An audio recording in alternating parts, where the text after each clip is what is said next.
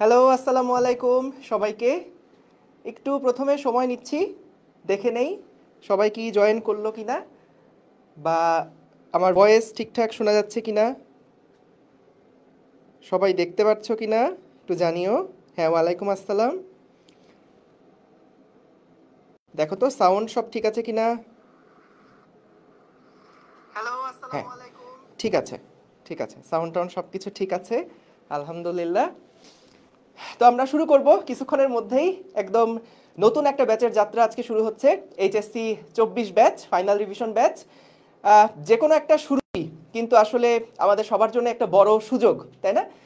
যে এই যে একটা নতুনভাবে শুরু করার একটা সুযোগ পাওয়া গেল, যাদের আগে যত রকমের গ্যাপ আছে, আগে যত কিছু মনে হচ্ছে যে ভাই একটু ভুলে ভুলে গেছি, সব কিছু আরেকবার একটু যদি সব রিভাইজ করে আসতে পারতাম তাহলে খুব ভালো হতো।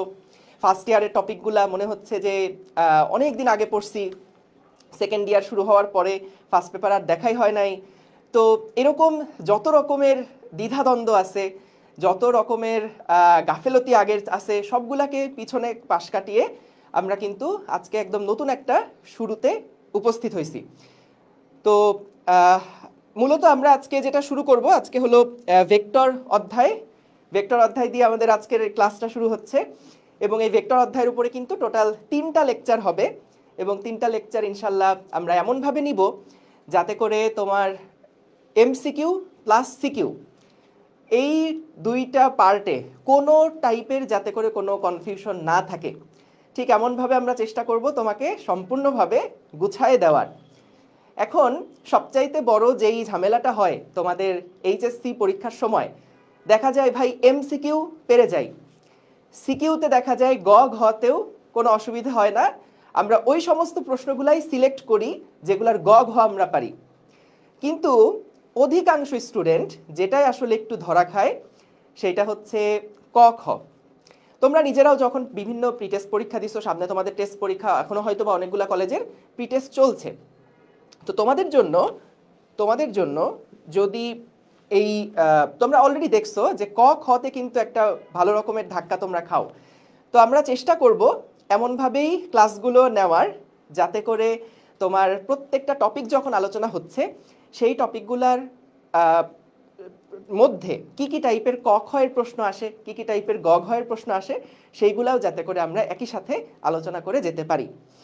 সো তোমাদের কাছে যেটা আমার কিছু গাইডলাইন থাকবে সেটা হচ্ছে যে, যেহেতু একদম নতুন একটা শুরু হচ্ছে, ফ্রেশ একটা স্টার্ট, আমি এটুকু তোমাদেরকে প্রমিস করতে পারি, যাদের আগেও অনেক গ্যাপ আছে তারাও যদি এখন একদম মনোযোগ দিয়ে প্রথম থেকে এই এফআরবির হাতে হাত রেখে যদি শুরু করতে পারো, তাহলে ইনশাল্লাহ তোমাদের ওই এইচএসসি পরীক্ষা দেওয়ার পরে আর আফসোস করা লাগবে না যে ইস আমি আগের একটা দেড়টা বছর একটু সময় হয়তো নষ্ট করে ফেলছিলাম। সো এই আফসোসটা ইনশাল্লাহ এখন হবে না যদি তুমি এই এফআরবির এই যে আজকের এই ক্লাসটা থেকে শুরু করে একদম শেষ দিন পর্যন্ত যদি খুব ভালোভাবে প্রত্যেকটা ক্লাস মনোযোগ দিয়ে করো, যেভাবে আমরা প্র্যাকটিস করতে বলছি সেভাবে করে প্র্যাকটিস করে যাও, তাহলে দেখবা ইনশাল্লাহ তোমার আর পরবর্তীতে কোনো টাইপের কোনো আফসোসই আসলে হচ্ছে না। ঠিক আছে? তো আমরা কিছু গাইডলাইনের কথা যেটা বললাম, যেহেতু একদম প্রথম থেকে ক্লাস শুরু হচ্ছে, চেষ্টা করো যে একদম টেবিল চেয়ারে বসে খুব ভালোভাবে ক্লাসগুলো করার। ওই যে ভাইয়া শুয়ে আসি বিছানায়, শুয়ে লেপের নিচে শুয়ে শুয়ে ক্লাস করছি, এইরকমটা যাতে করে কখনো না হয়। একেবারে প্রথম থেকে টেবিল চেয়ারে বসে প্রপারলি যেভাবে ক্লাস করতে হয় সেভাবে ক্লাস করো। ক্লাসগুলো অতিরিক্ত যে লম্বা হবে সেটা না, কিন্তু একটা জিনিস একটু বুঝতে হবে তোমাদেরকেও, যে দেখা যায় যখন আমরা চেষ্টা করছি একদম বেসিক থেকে শুরু করে বোর্ড স্ট্যান্ডার্ড প্লাস কিছু অ্যাডমিশনের টপিকের সম্পর্কেও আইডিয়া দিয়ে রাখতে, তখন কিন্তু তোমাকে আসলে একটু ধৈর্য ধরতেই হবে। সো যাদের আগে ভালো মতন পড়া আছে, যাদের আগে বেশ ভালো মতনই অধ্যায়গুলো ভাইয়া পড়া আছে, তারা কেন ক্লাসগুলো করবা বা তারা কেন ক্লাসগুলো ফলো করবা? মেইন কারণটা হচ্ছে যে তুমি এতদিন কিন্তু একটা স্ট্যান্ডার্ডে পড়ে আসছো, বইয়ের সবগুলো টপিক একই গুরুত্ব সহকারে পড়ে আসছো, কিন্তু এই ক্লাসগুলা কিন্তু অনেক বেশি এইচএসসি ফোকাসড। এবং কেন এইচএসসি ফোকাসড? কারণ দেখা যায় বইয়ের সব জায়গা থেকে কিন্তু সমান টাইপের প্রশ্ন আসলে আসে না। যেটা দেখা যায় যে কোনো কোনো জায়গা থেকে একটু বেশি বেশি বেশি বেশি প্রশ্ন আসে, আবার কোনোটা বেশ অগুরুত্বপূর্ণই, কখনোই ওখান থেকে প্রশ্ন আসে না। সো এই যে ফোকাসড পড়াশোনাগুলো করার জন্য মূলত এই ক্লাসগুলো তুমি ভালোভাবে ফলো করবা। যে আমরা একটা চ্যাপ্টার পড়ে ফেলছি, কিন্তু আসলে বোর্ডে এইখান থেকে কোন কোন জায়গা থেকে প্রশ্নগুলো আসে সেইগুলো আমি একটু দেখতে চাই, সেইগুলো আমি একটু বেশি বেশি করে ঝালাই করতে চাই। তো সেটার জন্য যারা আগে ভালো মতন পড়া আছে তারাও এই ক্লাসগুলো খুব মনোযোগ দিয়ে ফলো করবা। আর যাদের আগে একটু গ্যাপ আছে তাদের জন্য তো এই ক্লাসগুলো একদম ম্যান্ডেটরি। ক্লাসগুলো খুব ভালোভাবে করবা এবং যেভাবে করে আমরা প্র্যাকটিস করতে বলবো সেইভাবে করে প্র্যাকটিস করবা। এবং সবচেয়ে গুরুত্বপূর্ণ যেটা, যে ধৈর্যটা সাথে রাখতে হবে। যে ভাইয়া উফ আর ভাল লাগছে না, অধৈর্য হয়ে যাচ্ছি, হ্যাঁ, এইরকমটা কিন্তু করা যাবে না। যতক্ষণ পর্যন্ত ক্লাস হচ্ছে চেষ্টা করতে হবে যাতে করে আমরা একদম শেষ মুহূর্ত পর্যন্ত প্রতিটা স্টুডেন্ট যাতে করে একদম সমান মনোযোগ দিয়ে থাকতে পারি। সো ক্লাসে কি একটানা পড়া হবে? না, একটানা পড়া অবশ্যই হবে না।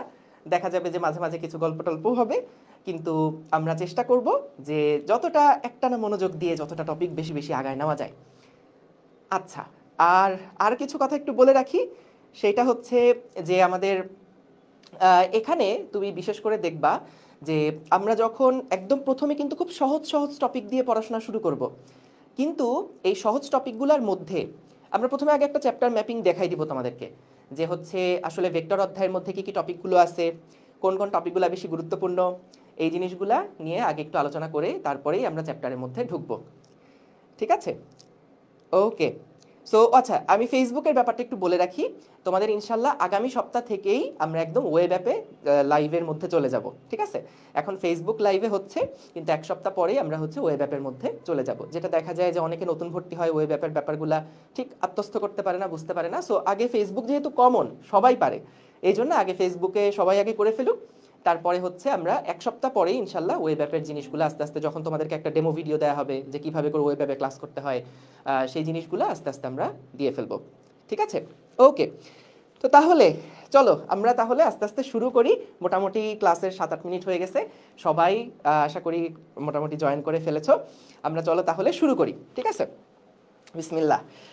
ওকে। সো প্রথমে আগে একটু চ্যাপ্টার ম্যাপিংটা তোমাদেরকে দেখাই দেই, যে আসলে এই চ্যাপ্টারের মধ্যে কোন কোন টপিকগুলো আছে এবং কোন কোন টপিকগুলোয় আমরা আসলে বেশি ফোকাস করব, এবং কোন কোন টপিকগুলো থেকে কি ধরনের প্রশ্ন আসে।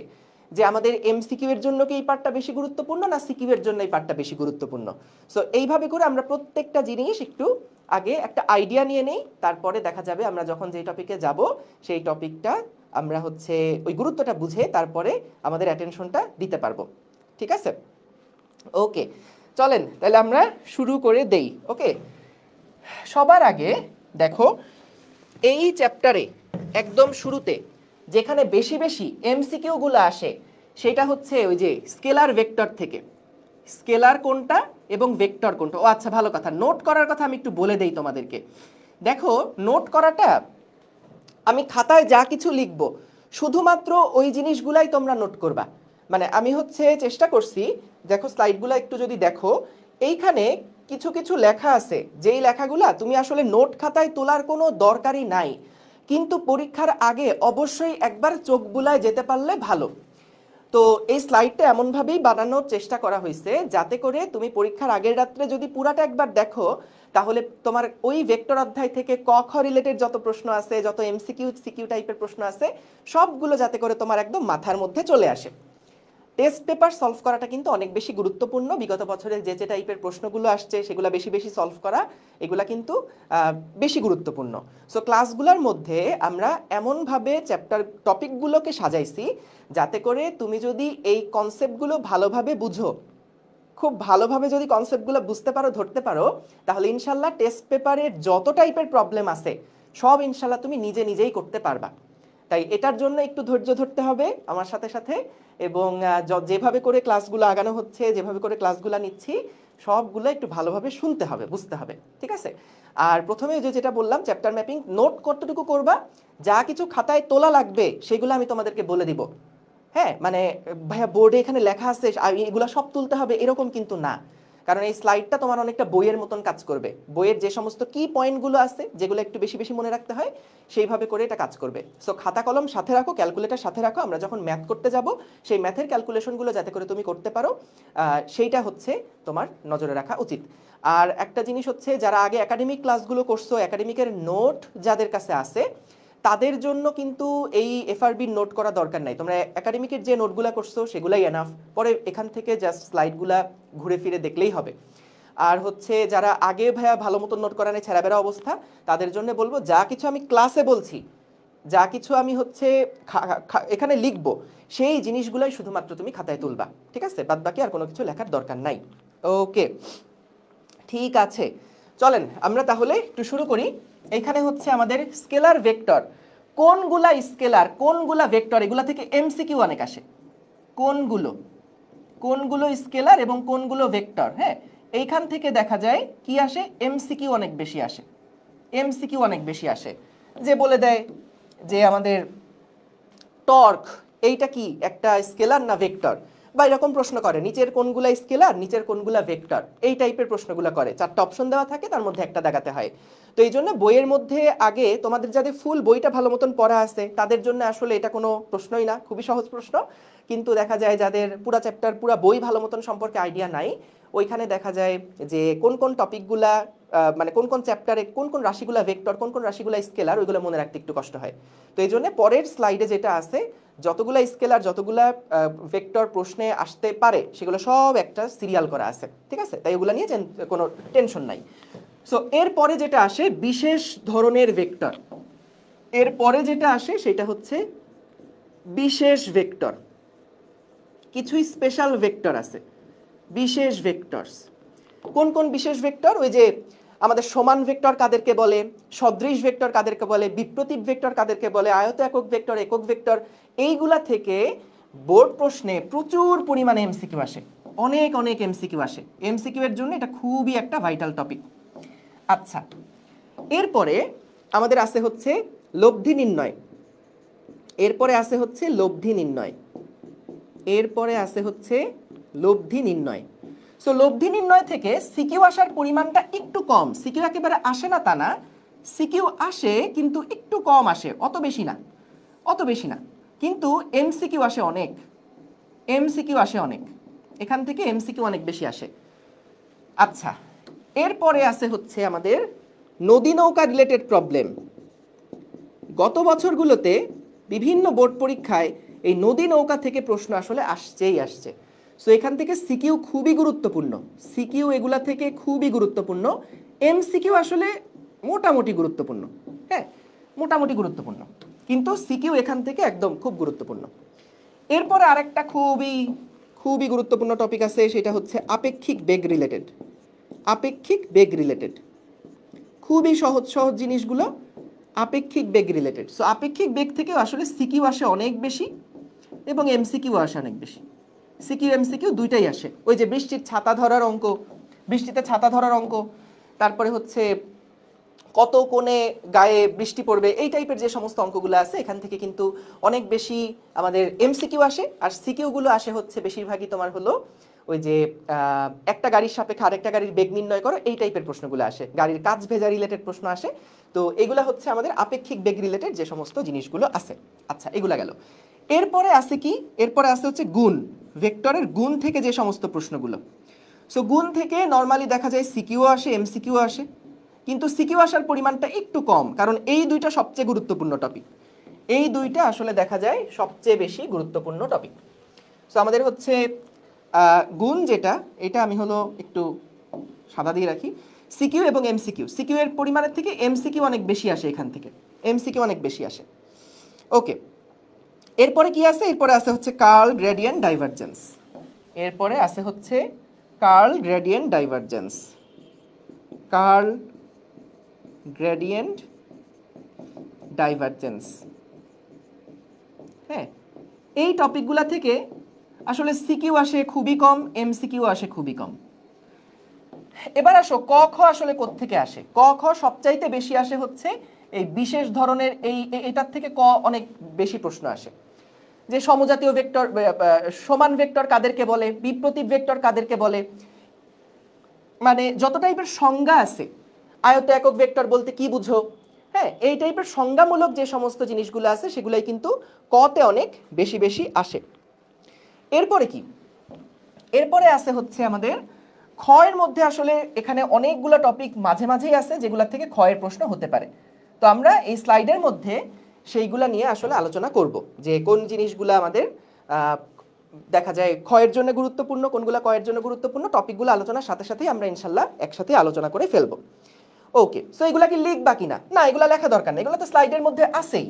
তোমার প্রথম প্রায়োরিটি থাকবে আমার ক্লাস ফলো করা, ক্লাসে যা কথা বলছি, লাইভে যারা যারা আসো একদম ক্লাসটা ভালো মতন ফলো করাই হবে তোমার মেইন টার্গেট, ঠিক আছে? আচ্ছা, ওকে, চলো তাহলে আমরা প্রথমে আগে চলো এই যে স্কেলার ভেক্টর এগুলা কোনগুলা সেইগুলার আগে একটা চার্ট দেখে নেই। তাহলে ভেক্টর অধ্যায় শুরু করছি। ভেক্টর অধ্যায় শুরু করার আগে প্রথমে আগে একটু এই লেখাগুলো লেখা দরকার নাই, ঠিক আছে? এগুলা কোনো কিছুই লিখতে যাবা না, জাস্ট যেটা বললাম যে তোমাদের হচ্ছে পরীক্ষার আগের রাত্রে যাতে করে পুরো জিনিসটা একবার দেখে যাওয়া যায়, বইয়ের ভাষাগুলো যাতে করে মাথায় থাকে, এই জন্যে আসলে এখানে লিখে রাখা। এখন বইয়ের ভাষাটা একটু গুরুত্বপূর্ণ। কি কারণে গুরুত্বপূর্ণ? কারণ দেখা যায় স্যাররা যখন খাতা কাটেন তখন ওনারা কিন্তু কিওয়ার্ডগুলা খোঁজেন, যে আমি একটা সংজ্ঞা চাইছি, তো ওই সংজ্ঞার মধ্যে যে কিওয়ার্ড, কিছু কিওয়ার্ড থাকে, এগুলো আমি ক্লাসের মধ্যে বলে দিব। ওই কিওয়ার্ডগুলা যদি তোমার লেখার মধ্যে থাকে তাহলে দেখা যায় স্যাররা কিন্তু মার্ক দিয়ে দেয়। তো যে কোনো একটা সংজ্ঞা যখন পড়ছো, ঠাটা মুখস্থ করার থেকে ওই কিওয়ার্ডগুলো একটু মাথায় রাখাটা বেশি জরুরি। যে আমি কিছু কয়েকটা শব্দ যদি মনে রাখতে পারি ওই সংজ্ঞা রিলেটেড, তাহলেই কিন্তু সংজ্ঞাটা নিজের ভাষাতেই সুন্দর করে সাজায় লিখতে পারবা। তো এই জন্য চেষ্টা করবা যে হচ্ছে এই যেগুলো আছে এগুলা শুধু শুধু নোট করতে যেও না, যে ভাই আমি আবার নোট করছি, এগুলো সব বইয়ের কথা। সো এগুলো সবগুলা গুরুত্বপূর্ণ জিনিস একসাথে যাতে করে থাকে সেই কারণেই কিন্তু এত কিছু লেখা আছে। তো এই লেখা দেখে ভয় পেও না, আমার কথা ভালো করে শুনবা, তাহলে ইনশাল্লাহ হবে। ওকে, তাহলে চলো দেখো, ভৌত বিজ্ঞানে যা কিছু পরিমাপ করা যায় তাদেরকে হচ্ছে ভৌত রাশি বলে। তো মূলত নির্ভরশীলতার উপরে ভিত্তি করে দুই ভাগে ভাগ করা যায়, একটা হচ্ছে মৌলিক রাশি, একটা হচ্ছে যৌগিক রাশি। মৌলিক রাশি আছে টোটাল 7টা, এগুলার এখানে দেওয়া আছে ভর, দৈর্ঘ্য, সময়, তাপমাত্রা, বিদ্যুৎ প্রবাহ। তার মানে কি, যে এই ধরনের রাশিগুলো অন্য কোনো রাশির উপরে নির্ভর করে না, তারা স্বয়ংসম্পূর্ণ। কিন্তু যৌগিক রাশি যেগুলো আছে তারা দেখা যায় 2 বা ততোধিক রাশির উপরে নির্ভরশীল। যে এখানে ক্ষেত্রফল, আয়তন, ঘনত্ব, ঘনত্ব মানে কি, রো সমান সমান ওই যে m/v, ভর বাই আয়তন। তাহলে দেখো ভর এবং দৈর্ঘ্য কিউব, তো তাহলে এগুলা কিন্তু সবগুলোই অনেকগুলা মৌলিক রাশি নিয়ে তৈরি। এছাড়াও ভৌত বিজ্ঞানে আমরা কিন্তু আরো 2 ভাবে ভৌত রাশিকে ভাগ করতে পারি। এটা ভাগ করা হয় কিভাবে, যে কিভাবে প্রকাশ করা হচ্ছে তার উপরে ভিত্তি করে ভৌত রাশিকে 2 ভাগে ভাগ করা হয়, একটা হচ্ছে স্কেলার আর একটা হচ্ছে ভেক্টর। সো স্কেলার কোনগুলা?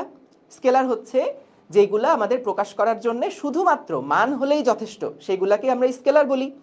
আর আমাদের ভেক্টর কোনগুলা? যেগুলাকে সম্পূর্ণরূপে প্রকাশ করার জন্য মান এবং দিক দুইটারই প্রয়োজন হয়।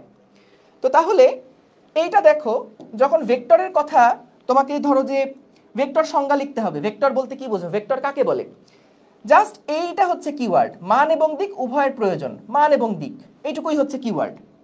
এবং স্কেলারের জন্য শুধুমাত্র মানের প্রয়োজন হয়, ঠিক আছে? সো এই কিওয়ার্ডগুলো একটু খেয়াল রেখো, তারপরে সংজ্ঞা যেগুলো আসে নিজের ভাষায় লিখে দিতে পারবা। সো এইবার আমরা একটু দেখব যে কোন রাশিগুলো স্কেলার, কোন রাশিগুলো ভেক্টর। জাস্ট একবার চোখ বুলায় যাব, একবার করে চোখ বুলায় যাব, যাতে করে প্রশ্ন যেভাবে আসে। দেখো আমি তোমাকে কয়েকটা প্রশ্ন একটু দেখাই। এখানে বলে নিচের কোনটা ভেক্টর রাশি, তারপরে বলে যে হচ্ছে স্কেলার রাশির উদাহরণ কোনগুলা। সো এই প্রশ্নগুলোতে যাতে করে আমরা না আটকাই সেই জন্যে আমরা হচ্ছে এখানে কিছু স্কেলার রাশির উদাহরণ দেওয়া আছে। এই উদাহরণগুলা যদি ভালো মতন একবার তুমি দেখে যাও তাহলে ইনশাল্লাহ সবই এখান থেকেই কমন পড়বে, যদি ওই টাইপের কোনো প্রশ্ন আসে। তাহলে দেখো যে আমরা এখানে বলছে কি ভর, দৈর্ঘ্য, সময়, তাপ, তাপমাত্রা, খেয়াল করো কোনো কিছুই প্রকাশ করার জন্য কিন্তু আমাদের মানের মানে শুধুমাত্র মান দিয়েই কিন্তু আমরা এটাকে সম্পূর্ণরূপে প্রকাশ করে ফেলতে পারি, কোনো দিকের প্রয়োজন কিন্তু এখানে হয় না। একটা যেই জায়গাতে সবসময় একটু ভেজাল লাগে সেটা হচ্ছে আমরা বেশি কনফিউজড হয়ে যাই যেই জায়গাগুলোতে, সেটা হচ্ছে চাপ, এটা কি, এবং তড়িৎ প্রবাহ। সো তড়িৎ প্রবাহ আমরা সচরাচর বলে খুবই অভ্যস্ত যে কোন দিকে তড়িৎ প্রবাহিত হচ্ছে। তড়িৎ প্রবাহ রাশিটা শুনলেই মনে হয় যে এটার তো একটা দিক আছে, তাই না, একটা দিক আছে। কিন্তু আসলে তড়িৎ প্রবাহ কিন্তু একটা স্কেলার রাশি মূলত আরেক ধরনের রাশি আছে টেনসর, এটাকে টেনসর রাশি বলা হয়, কিন্তু আমরা আপাতত বইয়ের মধ্যে এই জিনিসগুলো নাই। তাই যদি বলে স্কেলার না ভেক্টর, তাহলে অবশ্যই তড়িৎ প্রবাহ কিন্তু একটা স্কেলার রাশির উদাহরণ, এবং চাপ যেটা সেটাও কিন্তু একটা স্কেলার রাশির উদাহরণ। সো এই দুইটাই ভুলে যেতে পারো, এইগুলো একটু খেয়াল রাখবা যে তড়িৎ প্রবাহ স্কেলার, চাপ হচ্ছে স্কেলার। এছাড়া দেখো আমরা একটু আস্তে আস্তে প্রত্যেকটা একটু পড়ি, হ্যাঁ, যে তাহলে মাথার মধ্যে ঢুকে যাবে যে কোনগুলো স্কেলার। ভর দিক প্রকাশের প্রয়োজন হয় না, দৈর্ঘ্য জাস্ট 2 মিটার 10 মিটার, এটার কিন্তু কোনো দিক প্রকাশের প্রয়োজন হয় না। এই কলমের দৈর্ঘ্য কত, ধরলাম যে হচ্ছে এটার দৈর্ঘ্য হচ্ছে 10 সেন্টিমিটার, তাহলে 10 সেন্টিমিটার যদি হয় তাহলে কিন্তু এখানে আমাদের দিকের প্রকাশ করার কোনো দরকার নাই। এরপরে তাপ কত জুল, এক ধরনের শক্তি। তারপরে তাপমাত্রা, টেম্পারেচার, কোনো দিক লাগে না। দূরত্ব, দ্রুতি, কাজ, শক্তি, ক্ষমতা। তারপর বিকৃতি, তোমরা পদার্থের গাঠনিক ধর্মে বিকৃতি পড়ছো। ঘনত্ব, পীড়ন, বিভব পার্থক্য। পীড়ন মানেও কিন্তু এই যে চাপের মতন অনেকটা, F/A, ঠিক আছে। বিভব পার্থক্য, আপেক্ষিক গুরুত্ব হচ্ছে ঘনত্বের আরেকটা রূপ, ঠিক আছে। তড়িৎ বিভব, বিভব মানে তো কাজ টাইপের বোঝায়। তো আমাদের এখানে মানে আমি ওই যে মূল রুটে যাওয়ার চেষ্টা করছি যে শক্তি, কাজ, এই সেগমেন্টের মধ্যে তড়িৎ বিভবটা পড়ে যায়। তড়িৎ প্রবাহ স্কেলার, রোধ, তড়িৎ আধান, তড়িৎ চালক শক্তি, গতিশক্তি, যত রকমের শক্তি আছে, যত রকমের কাজ আছে, ঠিক আছে, সেগুলা কিন্তু সবই আসলে কিসের উদাহরণ হবে, সবই কিন্তু স্কেলারের উদাহরণ হবে। জড়তার ভ্রামক, চক্রগতির ব্যাসার্ধ, শিশিরাঙ্ক, বিভব শক্তি, কম্পাঙ্ক, তরঙ্গ দৈর্ঘ্য, আপেক্ষিক আর্দ্রতা, ধারকত্ব, ডাইভারজেন্স। সো এই জিনিসগুলা একবার একটু রিডিং পড়লেই হয়ে যাবে। এরপরে কি কি আছে ভেক্টর রাশির উদাহরণ, এখানে তুমি যদি একবার দেখো তাহলে দেখবা প্রত্যেকটাই কিন্তু ভেক্টর রাশির উদাহরণ। এখানে সবচেয়ে বেশি যেটা আসে টর্ক, টর্ক কিন্তু একটা ভেক্টর রাশির উদাহরণ। সো কেন্দ্রমুখী বল, যত টাইপের বল আছে, যত টাইপের ত্বরণ আছে, এরা সবাই কিন্তু ভেক্টর রাশি। সো যত টাইপের শক্তি ছিল, যত রকমের শক্তি ছিল, শক্তিগুলা কিন্তু ঠিক যেমনটা সব টাইপের শক্তিগুলা হচ্ছে স্কেলার রাশি, ঠিক তেমনি সব টাইপের বল এগুলা কিন্তু ভেক্টর রাশি। ওকে, সো কেন্দ্রমুখী বল, কেন্দ্রমুখী ত্বরণ, মাধ্যাকর্ষণজনিত ত্বরণ, ভরবেগ, তারপরে হচ্ছে কৌণিক ত্বরণ, মহাকর্ষীয় ক্ষেত্র, কৌণিক ভরবেগ, তড়িৎ তীব্রতা, এগুলো সবই কিন্তু ভেক্টর রাশির উদাহরণ। সো এইগুলা কিন্তু বোঝার জিনিস। যত তুমি চ্যাপ্টারগুলো পড়বা সামনে, মানে ভেক্টর থেকে শুরু করে ফার্স্ট পার্ট, সেকেন্ড পার্ট, যত সামনে আস্তে আস্তে চ্যাপ্টারগুলো পড়বা, তত দেখবা যে এই জিনিসগুলো আলাদা করে আর মাথায় রাখা লাগছে না। প্রত্যেকটা চ্যাপ্টারের টপিকগুলো একটা একটা করে যদি শুরু করো, তাহলেই কিন্তু দেখবা সবগুলো টপিক সম্পর্কে আইডিয়া হয়ে গেলে নিজেই তখন বুঝে যাচ্ছ যে কোনগুলো আসলে স্কেলার আর কোনগুলো ভেক্টর। ওকে, তাহলে চলো প্রথম প্রশ্ন দেখে নেই। চট্টগ্রাম বোর্ড 2023 সালে আসা, নিচের কোনটা ভেক্টর রাশি? দেখো ভেক্টর রাশি তড়িৎ প্রবাহ, এইটা যাদের একটু পড়াশোনা কম থাকে বেশিরভাগই দেখা যায় তড়িৎ প্রবাহের দিক আছে, কোন দিকে তড়িৎ প্রবাহিত হচ্ছে, তখন কিন্তু তড়িৎ প্রবাহ আসলে দাগায় আসে। সো এটা কিন্তু ভুল করা যাবে না। এখানে আমি যেটা করছি স্লাইডের মধ্যে, তোমরা যখন এই স্লাইডটা একবার রিভাইজ করবা, তখন যাতে করে নিজেরাও একবার টেস্ট করে দেখতে পারো, একবার চেক করে দেখতে পারো যে তোমার এমসিকিউগুলো হচ্ছে কিনা, সেই জন্য প্রথম স্লাইডে আমি কোনো কিছু দাগাবো না, দ্বিতীয় যেই স্লাইডটা থাকবে সেই স্লাইডে উত্তর সহ দেওয়া থাকবে, ঠিক আছে। সো তুমি যখন স্লাইডগুলো দেখছো, চেক করছো, তখন প্রথমে আগে দেখবা যে হচ্ছে নিজে উত্তরটা সঠিকভাবে দিতে পারছো কিনা। সো তারপরে গিয়ে উত্তরটা মিলাই নিবা, ঠিক আছে, স্লাইডের সাথে। Okay, very good, very good. So এখানে হচ্ছে টর্ক, তোমরা সবাই মোটামুটি পারছো। এরপর আসো স্কেলার রাশির উদাহরণ। দেখো এই একই প্রশ্ন দুইটা বোর্ডেই আসছে, Dinajpur board, Mymensingh board. So scalar রাশির উদাহরণ কি? বল, টর্ক, কৌণিক ভরবেগ, সবগুলো কিন্তু ভেক্টর রাশি। কাজ যেটা সেটাই কিন্তু স্কেলার রাশির উদাহরণ। ওকে, ঠিক আছে, তাহলে এটা আমরা দেখলাম। এইবার আসো আমরা চলে যাই বিশেষ টাইপের ভেক্টরের মধ্যে। এখান থেকে কিন্তু অনেকগুলো কয়ের প্রশ্ন আসে, অনেকগুলো ক্ষয়ের প্রশ্ন আসে। এই টপিকগুলো খুবই খুবই সহজ, মানে তুমি যদি একবার একটু চোখ বুলাও তাহলেই তোমার মাথার মধ্যে ভালোভাবে গেঁথে থাকবে। কিন্তু ওই একবার চোখ বুলানোটা ম্যান্ডেটরি, তা না হলে নামগুলো এরকম যে দেখা যায় আমরা কিন্তু প্যাচ লাগায় যাই, ঠিক আছে। ওকে, সো তাহলে চলো আমরা দেখি। প্রথমে আছে হচ্ছে সমান ভেক্টর। সমান ভেক্টর, সো সমান ভেক্টর কি? সমান ভেক্টর হচ্ছে সমজাতীয় ভেক্টরগুলো যাদের মান সমান এবং দিক একই। প্রথম প্রশ্ন হচ্ছে ভাইয়া সমজাতীয় মানে কি? সমজাতীয় মানে হচ্ছে, মনে করো এইটা আমি একটা ভেক্টর প্রকাশ করলাম। সো ভেক্টর কেমনে প্রকাশ করতে হয় এগুলো আশা করি আমরা জানি। যে একদিকে তীর চিহ্ন দিতে হয় একটা লম্বা দাগ দিয়ে, তাই না? এই মাথা যেটা থাকে এটাকে আমরা বলি হচ্ছে আদি বিন্দু, এইটাকে আমরা বলি হচ্ছে আদি বিন্দু, এবং এইটাকে আমরা বলি হচ্ছে শীর্ষবিন্দু, এইটাকে আমরা বলি শীর্ষবিন্দু, তাই তো? তো সমান ভেক্টর হচ্ছে সেই সকল ভেক্টর, যে সকল ভেক্টরগুলোর সমজাতীয় এবং যাদের মান সমান, দিক একই দিকে। তো মান সমান, দেখো আগে যেটা বলছিলাম সমজাতীয়, সমজাতীয় মানে কি? সমজাতীয় মানে হচ্ছে সাপোজ এই ভেক্টরটা দিয়ে যদি 5 মিটার বোঝানো হয়, 5 মিটার অর্থাৎ একটা সরণ বোঝাচ্ছে, তাহলে আরেকটা ভেক্টর যদি আমি নেই, এই ভেক্টরটাও যদি মান সমান হয় এবং সেইটা যদি একই রাশি নির্দেশ করে যে এটাও সরণ এটাও সরণ এবং তাদের দিকও খেয়াল করো একই দিকে, তাহলে কিন্তু আমরা বলতে পারবো এই দুইটা ভেক্টর হচ্ছে সমান ভেক্টর বা ইকুয়াল ভেক্টরস। তাহলে দেখো সমজাতীয় বলতে এরকম দুইটা ভেক্টরকে সমজাতীয় বলা যাবে না। যদি এরকম হয় একটা ভেক্টর দিয়ে বোঝাচ্ছে 5 মিটার এবং আরেকটা ভেক্টর দিয়ে বোঝাচ্ছে 5 নিউটন, তাহলে কিন্তু দুইটার রাশি একই রকম হলো না। একটা মিটার আর একটা নিউটন, অর্থাৎ একটা দিয়ে সরণ বোঝাচ্ছে আর একটা দিয়ে বল বোঝাচ্ছে। যদি এরকম হয় দুইটা ভিন্ন ভিন্ন রাশি হয়ে যায়, তাহলে কিন্তু সেইটা সমজাতীয় আর আমরা বলতে পারবো না। ঠিক আছে? তাহলে দেখো সমজাতীয় হতে হলে কিন্তু দুইটা একই রাশিকে নির্দেশ করতে হবে। অর্থাৎ এটা যদি সরণ হয় এটাও সরণ, এইটা যদি বেগ হয় তাহলে এটাও বেগ। ঠিক এভাবে করেই দুইটাকে আমি তখনই সমান ভেক্টর বলতে পারবো যখন তাদের মান হবে সমান এবং দিক হবে সমান এবং তারা সমজাতীয় হবে।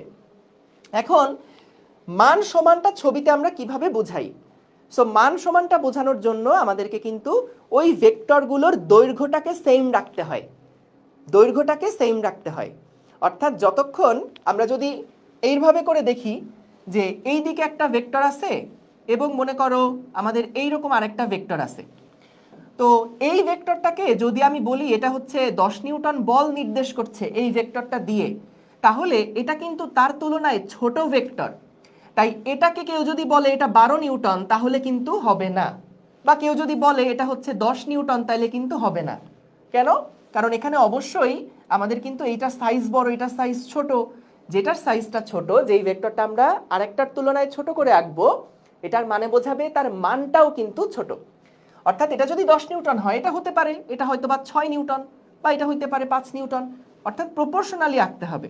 ঠিক আছে? যদি আমি অর্ধেক আঁকতাম তাহলে এটা হতো 5 নিউটন। ঠিক আছে? অর্থাৎ দৈর্ঘ্য যেই ভেক্টরটা যত বড় সেই ভেক্টরটা তত বড় মান বোঝায়, আর অ্যারো সাইনটা দিয়ে দিকটা বোঝাচ্ছে। Very good. এবার আসো বিপরীত ভেক্টর বা ঋণাত্মক ভেক্টর আমরা কাদেরকে বলি, নামগুলো একটু খেয়াল রেখো, ইংরেজি নামগুলো একটু খেয়াল রেখো। এটা হলো ইকুয়াল ভেক্টর, এটা হচ্ছে নেগেটিভ ভেক্টর। ঠিক আছে? ওকে, তাহলে দেখো এইখানে আমাদের যখন বিপরীত ভেক্টরের কথা বলা হচ্ছে, বিপরীত ভেক্টর কোনগুলো হবে? মনে করো এইটা যদি একটা ভেক্টর বোঝায়, তাহলে এর বিপরীত ভেক্টরটা কোনটা? বিপরীত ভেক্টরটা হচ্ছে ঠিক এটার বিপরীত দিকে যে ভেক্টরটা আছে সেইটা। এবং অবশ্যই মানগুলা সমান হতে হবে, কিন্তু বিপরীত হতে হবে ডিরেকশনটা, এবং সমজাতীয় হতে হবে। অর্থাৎ এটা দিয়ে যদি আমরা 5 নিউটন বুঝে থাকি, এইটার মানও কিন্তু 5 নিউটন যদি বুঝায়, কিন্তু দিক তো উল্টা দিকে। আমি জাস্ট মানটা লিখছি এইখানে। সো দিকটা যেহেতু উল্টা দিকে, সেই জন্য কিন্তু আমাদের এটাকে আমরা ঋণাত্মক ভেক্টর বা বিপরীত ভেক্টর বলতে পারবো। কি কারণে বলতে পারবো? কারণ এরা সমজাতীয়, এদের মান সমান কিন্তু দিকটা একটা আরেকটার উল্টা। Very good. অ্যারো সাইনটা দিতে বারবার ভুলে যাই, শাহাদাত হোসেন বলেছো।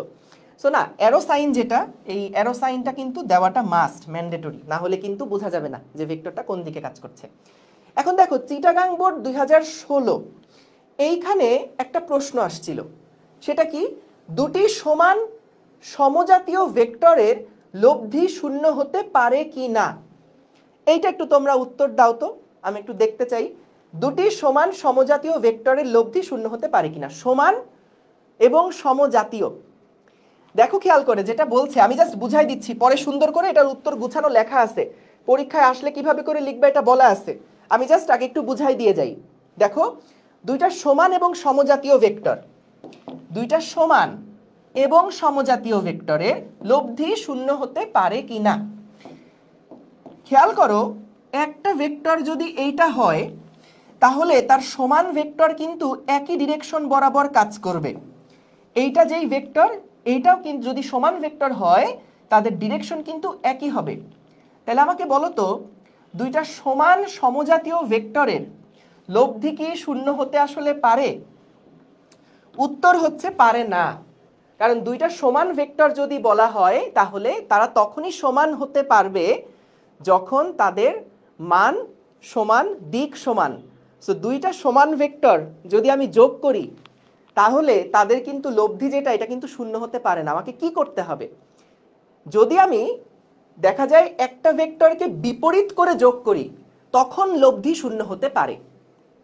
যদি একটা ভেক্টরকে বিপরীত করে যুক্ত করা হয় তখনই কিন্তু লব্ধিটা শূন্য হতে পারে। কিন্তু এই দুইটা কিন্তু পরস্পর সমান ভেক্টর, সো দুইটা সমান ভেক্টরের লব্ধি কি শূন্য হতে পারে? দুইটা সমান ভেক্টর, মান এক, দিক এক, তাহলে কি এটা সমান হতে পারে? পারে না কিন্তু। সো তাহলে এটা খেয়াল রাখতে হবে। খুবই ট্রিকি প্রশ্ন, তবে এই টাইপের প্রশ্নগুলোর ক্ষেত্রে যেভাবে উত্তরটা দেওয়া উচিত, যে প্রথমে তোমার আগে সমান ভেক্টরের সংজ্ঞাটা দিবা, কারণ এটা ক্ষয়ের প্রশ্ন আসছে। সো সমান ভেক্টরের আগে ডেফিনেশনটা লিখে দিবা, সমান ভেক্টর হতে গেলে কি কি হওয়া লাগে, এবং তারপরে বলবা যে দুইটা যদি সমান ভেক্টর হয় তাহলে একই দিকে কাজ করার দরুন তাদের লব্ধি কখনো শূন্য হতে পারবে না। কিন্তু কিভাবে শূন্য হতে পারবে সেটাও বলে দিবা, যে সমান ভেক্টর যদি এরকম এরকম হয় যে যাদের মান সমান কিন্তু বিপরীত দিকে কাজ করছে তখন তাদের লব্ধির কিন্তু শূন্য হতে পারে। সো এটা নিজের ভাষায় সুন্দর করে গুছাই বলবা। সো কিভাবে করে বলবা, এটার একটা ডেমো দেওয়া আছে, এই ডেমোটা তুমি দেখলেও বুঝে যাবা যে দুইটা সমান সমজাতীয় ভেক্টর লব্ধি শূন্য হতে পারে যদি ভেক্টর দুটির দিক বিপরীত হয়। যদি দিক বিপরীত হয়, সো এখানে ক্লিয়ার করে বলা আছে যদি দিকটা বিপরীত হয় তাহলে। ওকে, ভেরি গুড। তারপরে যাই, দেখো সদৃশ ভেক্টর এবং বিসদৃশ ভেক্টর। এই জিনিসটা কি? সদৃশ ভেক্টর হতে গেলে সমজাতীয় হতে হবে, কিন্তু এখানে মান সমান হওয়া লাগবে না, মান সমান হওয়াটা ম্যান্ডেটরি না, দিকটা সমান হলেই কিন্তু হবে। যে আমাদের এখানে সমজাতীয় এবং একই দিকে, খেয়াল করো, সদৃশ ভেক্টর হতে গেলে তাদেরকে জাস্ট একই দিকে, এই ক্রাইটেরিয়াটা এবং সমজাতীয় এরকম হলেই কিন্তু তাদেরকে আমরা লাইক ভেক্টর বা সদৃশ ভেক্টর বলতে পারবো। আর বিসদৃশ ভেক্টর কি? সমজাতীয় এবং পরস্পর বিপরীত দিকে কাজ করতে হবে। যেমন একটা এক্সাম্পল দিই, যে মনে করো এখানে হচ্ছে আমাদের যেই ভেক্টরটা, এটা একটা সরণ ভেক্টর। সো এই সরণ ভেক্টরের মান আমি মনে করলাম 50 মিটার, এবং আরেকটা সরণ ভেক্টর মনে করো একই দিক বরাবর কাজ করছে, এটার মান আমি মনে করো বললাম 30 মিটার। তাহলে কিন্তু এই দুইটা ভেক্টরকে আমরা সদৃশ ভেক্টর বলতে পারবো, কারণ তাদের দিক একই দিকে এবং তারা আসলে একই জাতীয়, অর্থাৎ দুইটাই কিন্তু সরণই নির্দেশ করছে। Very good. এবং বিসদৃশ কোনগুলো?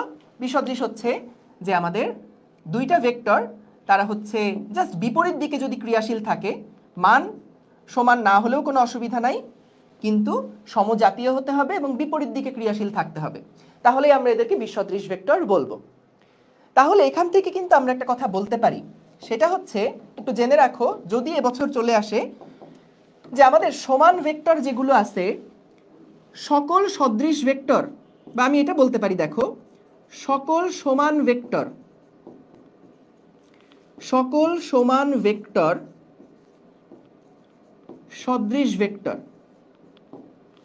সদৃশ ভেক্টর। অবশ্যই পরীক্ষায় এরকম আমার মতো ইংলিশে লিখবা না, বাংলাতেই এভাবে লিখে দিবা, সকল সমান ভেক্টর সদৃশ ভেক্টর, কিন্তু কিন্তু সকল সদৃশ ভেক্টর কি সমান ভেক্টর হবে? সকল সদৃশ ভেক্টর সমান ভেক্টর নয়। এই প্রশ্ন আসেনি কখনো, কিন্তু এরকম টাইপের প্রশ্ন আসে, সামনে কয়েকটা অনুধাবন দেখলেই বুঝবা। সো সকল সমান ভেক্টর সদৃশ ভেক্টর, কিন্তু সকল সদৃশ ভেক্টর সমান ভেক্টর না। যেমন কি বললাম, দেখো যদি আমাদের এই ভেক্টরটার মান 50 মিটার হতো তাহলে কিন্তু দুইটা ভেক্টরকে আমরা সমানও বলতে পারতাম, সদৃশও বলতে পারতাম।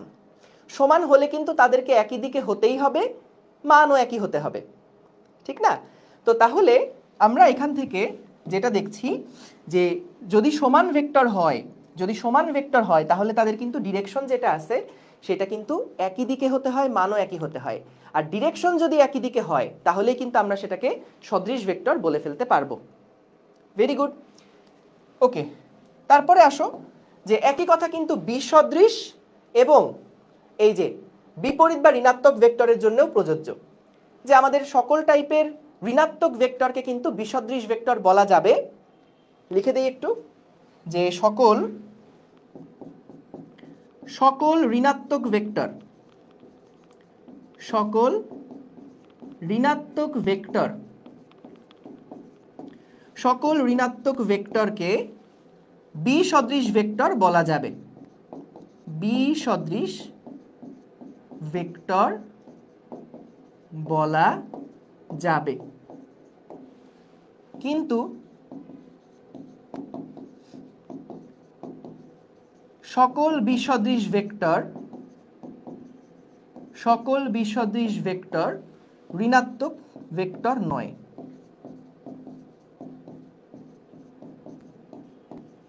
ঠিক আছে, কারণ দেখো ঋণাত্মক ভেক্টর হতে গেলে কিন্তু মানটা সমান হতে হয়, দিকটা বিপরীত হতে হয়। আর যখন হচ্ছে বিসদৃশের কথা বলছি তখন জাস্ট দিকটা বিপরীত দিকে হলেই কিন্তু হবে। ঠিক আছে, ওকে।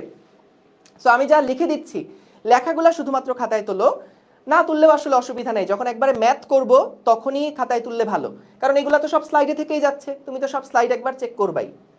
ওকে, তারপরেরটা দেখো, সমরেখ এবং সমান্তরাল ভেক্টর দুইটা আসলে প্রায় একই রকম। যত বাইরের বই আছে দুইটাকে আসলে আলাদা করা হয় না, এবং লেটেস্ট যে সমস্ত বইগুলো আমি দেখছি সেগুলোতে আসলে সমরেখ সমান্তরাল দুইটাকে একই টাইপের হিসাবেই কনসিডার করছে। তো আমাদের এখানে সমরেখ বা সমান্তরাল এটা মানেটা কি বোঝায়? দেখো সমরেখ মানে হচ্ছে একই সরলরেখা বরাবর বা সমান্তরাল। সকল সমান ভেক্টর সমরেখ, কিন্তু সকল সমরেখ ভেক্টর সমান ভেক্টর নয়। এটা কুমিল্লা বোর্ডে আসা একটা প্রশ্ন, এটা নিয়ে আলোচনা করছি। দেখো সমান্তরাল এবং সমরেখ ভেক্টর এই দুইটা আসলে কেমন হবে, যে যখন দুইটা ভেক্টর দেখা যাবে যে তারা হয়তোবা একই দিকে কাজ করছে বা হয়তোবা বিপরীত দিকে কাজ করছে, এদেরকে আমরা পরস্পরের সমান্তরাল ভেক্টর বলতে পারবো। সমান্তরাল কিন্তু দুইটা একই দিকেও হতে পারে, আবার দুইটা বিপরীত দিকেও হতে পারে, কোনো অসুবিধা নাই। দেখো এখানে লেখা আছে, the parallel vectors are in the same direction or exactly the opposite direction. So direction একও হতে পারে, উল্টাও হতে পারে। সমরেখর বেলাতেও আসলে সেম, একই দিকে হতে পারে আবার উল্টা দিকেও কিন্তু হতে পারে। তাহলে দেখো এইখানে একটা ছোট্ট পার্থক্য দেওয়া আছে, কিন্তু এইটা যে আসলে সবসময় ফলো করা হয় বিষয়টা এরকম না। কারণ আমরা জানি ভেক্টরকে কিন্তু শিফট করা যায়, একটা ভেক্টরকে ধরে এক জায়গা থেকে কিন্তু আরেকটা জায়গাতে নিয়ে যাওয়া যায়। সো তাহলে এইখানে দেখো যদি দুইটা ভেক্টর, খেয়াল করো এখানে দুইটা ভেক্টর আছে। সো আমি যদি এরকম করি, দুইটা যদি আসলেই সমান্তরাল হয় তাহলে কিন্তু এটাকে শিফট করে একটার উপর আরেকটা নিয়ে গেলে এগুলাকে আমরা আসলে সমরেখ বলতে পারি, আবার এরকম থাকলে এটাকে সমান্তরালও বলতে পারি। তো এই জন্য দুইটাকে আলাদা আলাদা করে লেখা হয় না। দুইটা সমরেখ বলতেও যা বোঝায় সমান্তরালও তাই বোঝায়, কিন্তু পুরানো বইগুলাতে দেখা গেছে দুইটা আলাদা আলাদা করে মেনশন করছে, কিন্তু আসলে ওইটা আহামরি কিছু না। সো এখানে দেখো একটা ছোট্ট পার্থক্য দেওয়া আছে, এই যে যেগুলা একই লাইন বরাবর যেগুলো আছে এগুলাকে আলাদা করে বলছে সমরেখ ভেক্টর, কিন্তু এখানে আলাদা আলাদাভাবে যেগুলো আছে সেগুলো প্রত্যেকে এক একটা সমান্তরাল ভেক্টর। সমরেখ হতে গেলে এটা ম্যান্ডেটরি যে একই লাইনের উপরে থাকতে হবে, এটা ম্যান্ডেটরি সমরেখ হতে গেলে। আর সমান্তরালের জন্য একই লাইন বরাবর হওয়াটা ম্যান্ডেটরি না। কিন্তু যেহেতু ভেক্টর যা আমরা ডিফাইন করি সবই যেহেতু মূল বিন্দু থেকেই শুরু হয়, সেই কারণে আসলে সমরেখ বলাও যা সমান্তরাল বলাও আসলে একই কথা। ওকে, ঠিক আছে, ঠিক আছে।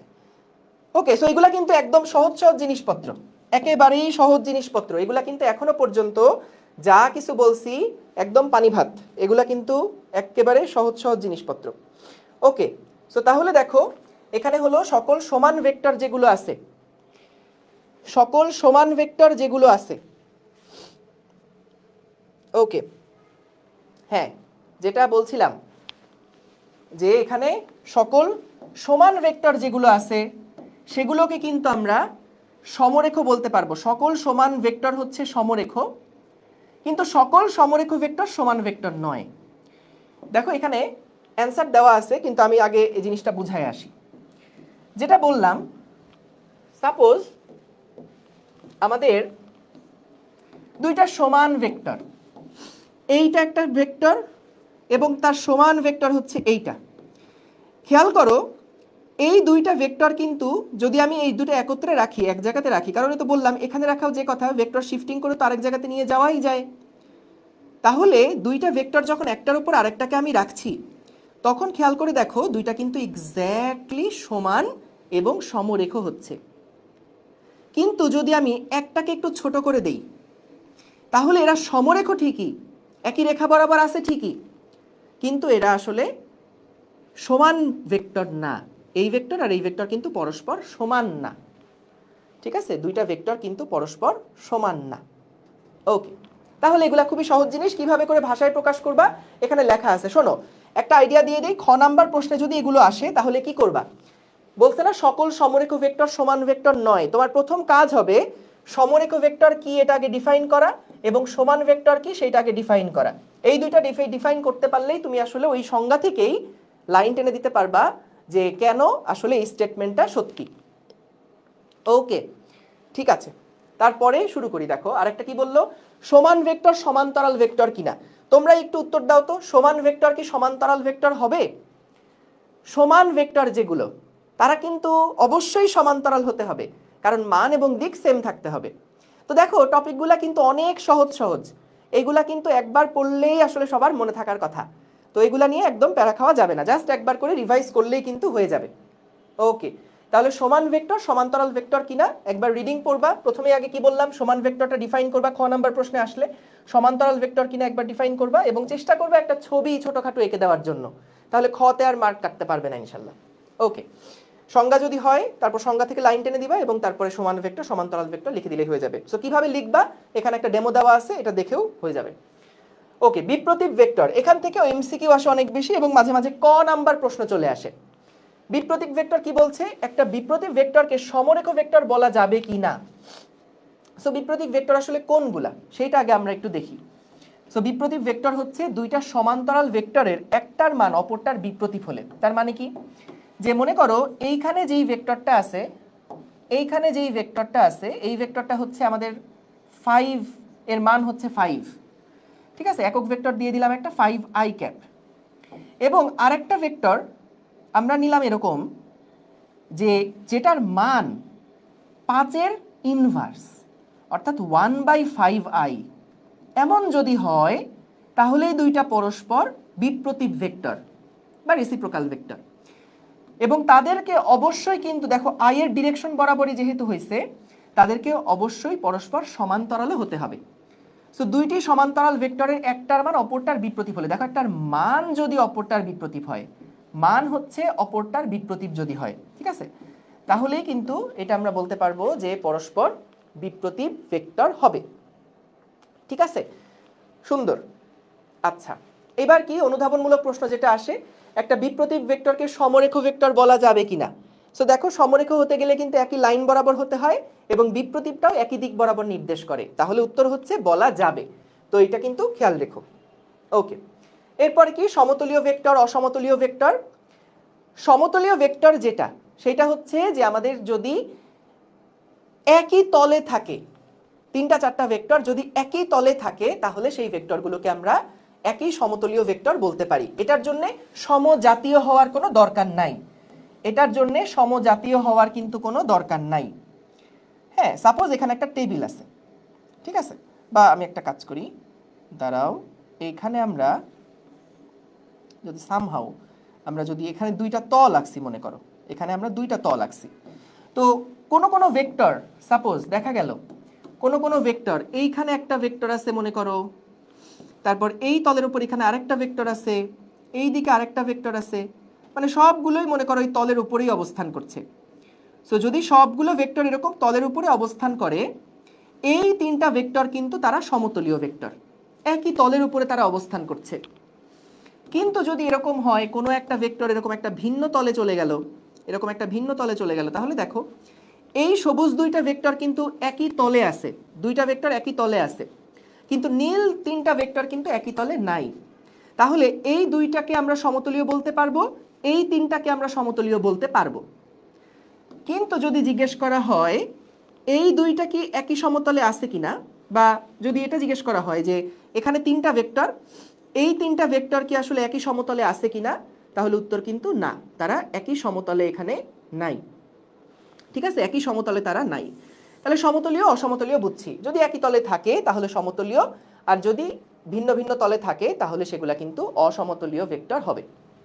Very good. শূন্য ভেক্টর খুবই খুবই খুবই খুবই গুরুত্বপূর্ণ। এখান থেকে অনেক টাইপের এমসিকিউ আসে, তুমি টেস্ট পেপারটা খুললেই বুঝবা।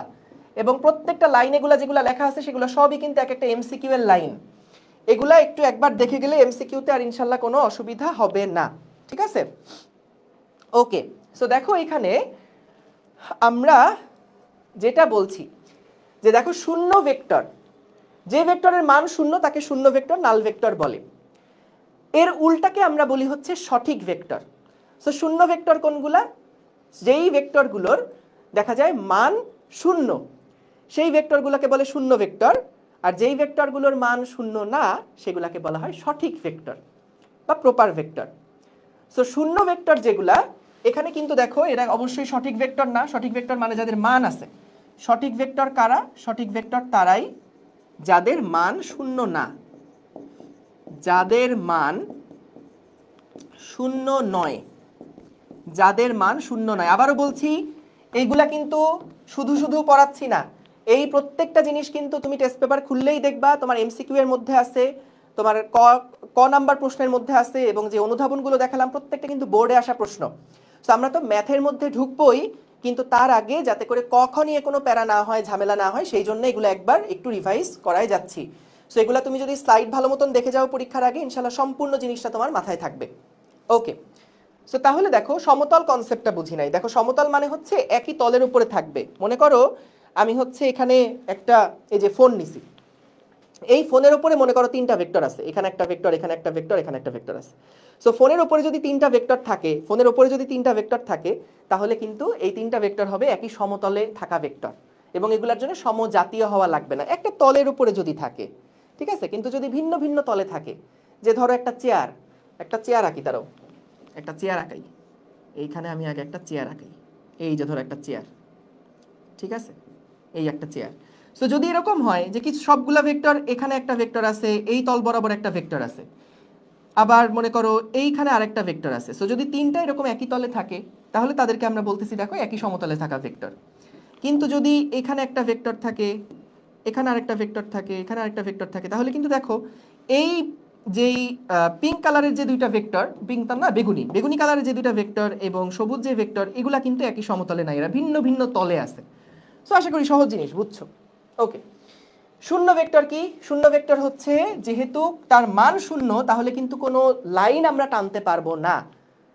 অর্থাৎ আদিবিন্দু এবং শেষ বিন্দু, আদিবিন্দু এবং শেষ বিন্দু দুইটা কিন্তু একই বিন্দু হবে, আদিবিন্দু এবং শেষ বিন্দু একই থাকবে।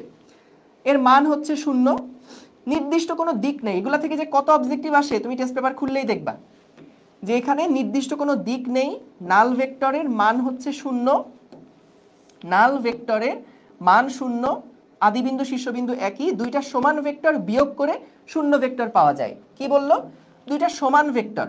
মনে করো এইটা হচ্ছে আমাদের একটা এ ভেক্টর, এইটা একটা এ ভেক্টর, এবং এইখানে আছে আমাদের আরেকটা এ ভেক্টর। সো যদি আমরা এই ভেক্টরটা থেকে এই ভেক্টরটাকে বিয়োগ করি, একটা থেকে যদি আরেকটাকে বিয়োগ করি, এ থেকে যদি এ কে বিয়োগ করি, যোগ না কিন্তু, যোগ করলে তো 2a হয়ে যাবে, কিন্তু বিয়োগ যদি করি তাহলে কত আসছে এখানে? 0। সো এই জিরোটাকে কিন্তু অনেক সময় জিরো ভেক্টর আকারে প্রকাশ করা হয়। সো দুইটা সমান ভেক্টর বিয়োগ করে শূন্য ভেক্টর পাওয়া যায়, বুঝলাম। সমবেগে গতিশীল যদি কোনো একটা গাড়ি থাকে, তাহলে বলো তো যেই গাড়িটা সমবেগে চলছে তার কি কোনো ত্বরণ আছে? তার কিন্তু কোনো ত্বরণ নাই। তাহলে ত্বরণ তো একটা ভেক্টর রাশি, তাই আমরা এটাকে কিভাবে বলবো যে এখানে সমবেগে চলমান বস্তুর যে ত্বরণ, সেই ত্বরণটা হচ্ছে একটা শূন্য ভেক্টর। তাহলে দেখো সমবেগে গতিশীল কণার ত্বরণ শূন্য ভেক্টর, এটার থেকেও কিন্তু অবজেক্টিভ আসছে। ঠিক আছে, হ্যাঁ স্লাইডগুলো আপলোড করে দিব, অবশ্যই আপলোড করে দিব। ওকে, নাল ভেক্টরের সুনির্দিষ্ট দিক নেই কেন? একবার রিডিং পড়লে জিনিসটা বুঝতে পারবা যে এখানে তো আমাদের তার মানই তো শূন্য, তাহলে তার কি কোনো সুনির্দিষ্ট দিক থাকতে পারবে? ভেক্টর যদি আমি একটা দাগ দিতে না পারি, অ্যারো সাইন যদি না দিতে পারি, তাহলে কি তার দিকটা সুনির্দিষ্ট আর থাকবে? থাকবে না তো। সো যেটার আদিবিন্দু শীর্ষবিন্দু একই বিন্দু, তার কিন্তু যেই ডিরেকশন, সে ডিরেকশন তো আসলে থাকবে না। সো এটাই কিভাবে গুছায় লিখবা সেইগুলা কিন্তু এখানে একটু দেখে যেও। রাজশাহী বোর্ডে আসছিল, বরিশাল বোর্ডে আসছিল। আচ্ছা, স্বাধীন ভেক্টর। স্বাধীন ভেক্টরটা কি? স্বাধীন ভেক্টর হচ্ছে এমন ধরনের ভেক্টর যেটাকে যেখানে খুশি তুমি স্থাপন করতে পারো, কোনো অসুবিধা নাই। যেখানে খুশি তুমি এটাকে সরায় নিয়ে যেতে পারো, কোনো অসুবিধা নেই। এগুলাকে আমরা বলি হচ্ছে স্বাধীন ভেক্টর। যেই ভেক্টরগুলোকে আমি যেখানে খুশি সেখানে নিতে পারি, অর্থাৎ পাদবিন্দু যেটা, দেখো পাদবিন্দু বা আদিবিন্দু মানে এইটাকে যদি আমি ইচ্ছা মতন যে কোনো একটা পজিশনে যদি আমি এটাকে রেখে দিতে পারি বা সরায় নিয়ে যেতে পারি, তাহলে এগুলাকে আমরা বলছি স্বাধীন ভেক্টর। আর সীমাবদ্ধ ভেক্টর কোনটা? যে পাদবিন্দুকে ইচ্ছা মতো পছন্দ করতে দেওয়া না হয়। একটা হচ্ছে পাদবিন্দু কোথায় হবে তা ইচ্ছা মতো পছন্দ করা যায়, আর একটা হচ্ছে কোথায় হবে সেটা পছন্দ করা যায় না। অর্থাৎ নির্দিষ্ট কোনো বিন্দুকে যদি পাদবিন্দু হিসাব করে ঠিক রাখা হয় তবে সেটাকে সীমাবদ্ধ ভেক্টর বলে। সো আমরা সীমাবদ্ধ ভেক্টরের কয়েকটা এক্সাম্পল দেখবো সামনে। বেশিরভাগ ভেক্টরই কিন্তু আসলে স্বাধীন ভেক্টর হিসেবেই কাজ করানো যায়। ঠিক আছে, ওকে। বাংলাদেশের কে কে আসছো একজন জিজ্ঞেস করছো। আমি আসলে আপাতত মঙ্গল থেকে ক্লাস নিচ্ছি। আসসালামু আলাইকুম সবাইকে। ওকে, সো দেখো এবার অবস্থান ভেক্টর। এখান থেকে অনেক বেশি ক নাম্বার প্রশ্নের জন্য আসে। অবস্থান ভেক্টর বলতে কি বোঝো? কিচ্ছু না, খুব সহজ। যে আমরা এখানে অবস্থান ভেক্টর বলতে মনে করো কোনো একটা বিন্দু, এই বিন্দুটাকে আমি যদি প্রকাশ করতে চাই, মূল বিন্দুর সাপেক্ষে যদি এই বিন্দুটাকে আমি প্রকাশ করতে চাই, তাহলে যেই ভেক্টরটা দিয়ে আমি প্রকাশ করব, ধরো এটা হচ্ছে এক্স কমা ওয়াই একটা বিন্দু। সো এই বিন্দুটাকে আমি যেই ভেক্টরটা দিয়ে প্রকাশ করব, এর অবস্থানটা যেই ভেক্টর দিয়ে প্রকাশ করব, সেটাকে আমরা বলছি অবস্থান ভেক্টর। সো ভাষাটা সুন্দর করে সংজ্ঞার মধ্যে লেখা আছে, দেখে নিবা। মূল বিন্দুর সাপেক্ষে কোনো বিন্দুর অবস্থান নির্ণয় বা নির্দেশ করার জন্য যেই ভেক্টর বিবেচনা করা হয় তাকে অবস্থান ভেক্টর বলে। খুব সহজ জিনিস, যে জাস্ট একটা অবস্থান কোথায় সেটা যে ভেক্টর দিয়ে নির্ধারণ করব সেটাকে আমরা বলছি অবস্থান ভেক্টর। সহজ। অবস্থান ভেক্টর একটা সীমাবদ্ধ ভেক্টর। কেন এটা সীমাবদ্ধ ভেক্টর একটু বলে রাখি, এই লেখাগুলো নিজেরা পরে পড়ে নিলেই পারবা। সীমাবদ্ধ ভেক্টর মানে কি ছিল? যেই ভেক্টরগুলোর পাদবিন্দুকে আমরা ইচ্ছা মতো মুভ করাতে পারতাম না, সেগুলো ছিল সীমাবদ্ধ ভেক্টর। এখন দেখো, অবস্থান প্রকাশ করার জন্য কিন্তু অবশ্যই তোমাকে মূল বিন্দু থেকেই ভেক্টরটা টান দেওয়া লাগবে। তুমি যদি মূল বিন্দু থেকে টান না দাও তাহলে কিন্তু অবস্থান ভেক্টর প্রকাশ করা যাবে না, তাই না? অবস্থান ভেক্টরের জন্য কি লাগে? যদি আমরা কোনো একটা অবস্থান প্রকাশ করতে চাই, এই যে অবস্থান, এটাকে যদি আমি প্রকাশ করতে চাই, তাহলে কিন্তু আমি যে কোনো বিন্দু থেকে অবস্থান প্রকাশ করলে হবে না, আমাকে কার সাপেক্ষে প্রকাশ করতে হবে? মূল বিন্দুর সাপেক্ষে প্রকাশ করতে হবে। সো তাহলে এই যে মূল বিন্দুর সাপেক্ষে আমাকে কিন্তু এই বিন্দুর অবস্থানটা প্রকাশ করতে হবে। তাহলে সবসময় আমাকে পাদবিন্দু যেটা, সেটাকে কিন্তু মূল বিন্দু থেকেই শুরু করতে হচ্ছে, এই রেস্ট্রিকশনটা আমার আছে। তাহলে এই অবস্থান ভেক্টর কিন্তু এক ধরনের সীমাবদ্ধ ভেক্টর। তাহলে খতে যদি আসে তাহলে কিভাবে অ্যান্সার করবা?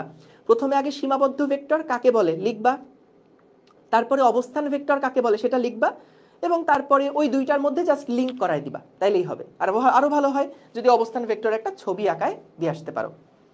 ওকে, এগুলা পরে কোথায় পাবা? সব পেয়ে যাবা, কোনো চিন্তা করো না। এই স্লাইডগুলো সব সুন্দর করে দিয়ে দিব। সরণ ভেক্টর কি? দেখো সরণ ভেক্টরটা হচ্ছে, দেখো আমি একটু আগেই লেখা দেখো না, লেখা দেখলে ভয় পেয়ে যাবা। আগে দেখো, মনে করো কোনো একটা কণা, এই যে একটা অবস্থা, এটা হচ্ছে মনে করো পি বিন্দু, এইখানে একটা স্থানাঙ্ক বা যে কোনো একটা অবস্থান, এটা হচ্ছে কিউ বিন্দু। সো এটা পি বিন্দু, এটা কিউ বিন্দু। কোনো একটা কণা মনে করো পি থেকে কিউ এর দিকে গেল, কোনো একটা কণা পি থেকে কিউ এর দিকে গেল, তাহলে আদি বিন্দু এবং শেষ বিন্দু, আদি থেকে শেষ, এই যে ভেক্টরটা পেলাম, আদি থেকে শেষ যে ভেক্টরটা পেলাম, এই ভেক্টরটাকে আমরা বলছি সরণ ভেক্টর। তাহলে সরণ ভেক্টরটা হওয়ার জন্য কিন্তু মূল বিন্দু থেকে শুরু হতে হয় না, এটা আমরা দেখলাম। সরণ ভেক্টর যে কোনো অবস্থান থেকে আরেকটা অবস্থানে তুমি যখন যাবা, তখন ওই আদি থেকে শেষ পর্যন্ত যে দৈর্ঘ্যটা হবে বা যে ভেক্টরটা তুমি আঁকতে পারবা, ওই ভেক্টরটাই হবে হচ্ছে সরণ ভেক্টর। ঠিক আছে, সুন্দর। তাহলে দেখো, একটা বস্তুকণা পি অবস্থান থেকে কিউ অবস্থানে স্থানান্তরিত হয়, তাহলে পি বিন্দুকে পাদবিন্দু ধরে অঙ্কিত ভেক্টরকে সরণ ভেক্টর বলে। আবারও বলছি, আজকের পড়াশোনাগুলো কিন্তু খুবই সহজ, একেবারেই সহজ। কিন্তু এই সহজগুলো সহজ বলেই আমরা কিন্তু পরীক্ষার আগে এগুলো দেখে যাই না, এবং এই কারণে দেখা যায় কোনো একটা প্রশ্নের গ ঘ পারি কিন্তু ক খতে গিয়ে পরে আটকায় যাই। তাই একটু যদি একবার হলেও রিডিং পড়ে যাও, একবারও একটু দেখা থাকে, পরীক্ষায় ছেড়ে আসতে হবে না। আর কখনোই যা খুশি তাই করো, প্রশ্ন কিন্তু ছেড়ে আসো না। যেই যা পারবা লিখে আসবা, ঠিক আছে? কিছু না কিছু লিখে আসতে হবে, ঠিক আছে? ওকে, সো তাহলে দেখো আমরা এটা লিখলাম যে সরণ ভেক্টর। এখন আরেকটা কাজ আমরা একটু করি তো, যেখান থেকে আসলে প্রশ্ন আসে। খেয়াল করো, এই পি কিউ যেটা, সেটা তো আমাদের সরণ ভেক্টর। পি কিউ যেটা, পি কিউ আমরা যেটা লিখলাম, এইটা তো আসলে সরণ ভেক্টর, এইটা তো সরণ ভেক্টর। আচ্ছা, কিন্তু বলো তো দেখি, আমরা যদি এখন চাই, এটা তো আমাদের ও ভেক্টর, এটা আমাদের মানে মূল বিন্দু, ও বিন্দু। দেখো পি বিন্দুর অবস্থান ভেক্টর কোনটা হবে বলো তো? O P. এবং কিউ বিন্দুর অবস্থান ভেক্টর কোনটা হবে? O Q. তাহলে দেখো এই ভেক্টরটা হচ্ছে পি কিউ ভেক্টর। এই যে নীল কালারের যে ভেক্টরটা দিছি, এই নীল কালারের ভেক্টরটা হচ্ছে আমাদের পি কিউ ভেক্টর। এই নীল কালারের ভেক্টরটা হচ্ছে পি কিউ ভেক্টর। আর এই ভেক্টরটা হচ্ছে আমাদের ওপি ভেক্টর, আর এই ভেক্টরটা হচ্ছে কি আমাদের ও কিউ ভেক্টর। ঠিক আছে? এটা হচ্ছে পি কিউ, যেটা হলো সরণ ভেক্টর। আর ওপি এবং ও কিউ এরা আসলে কি?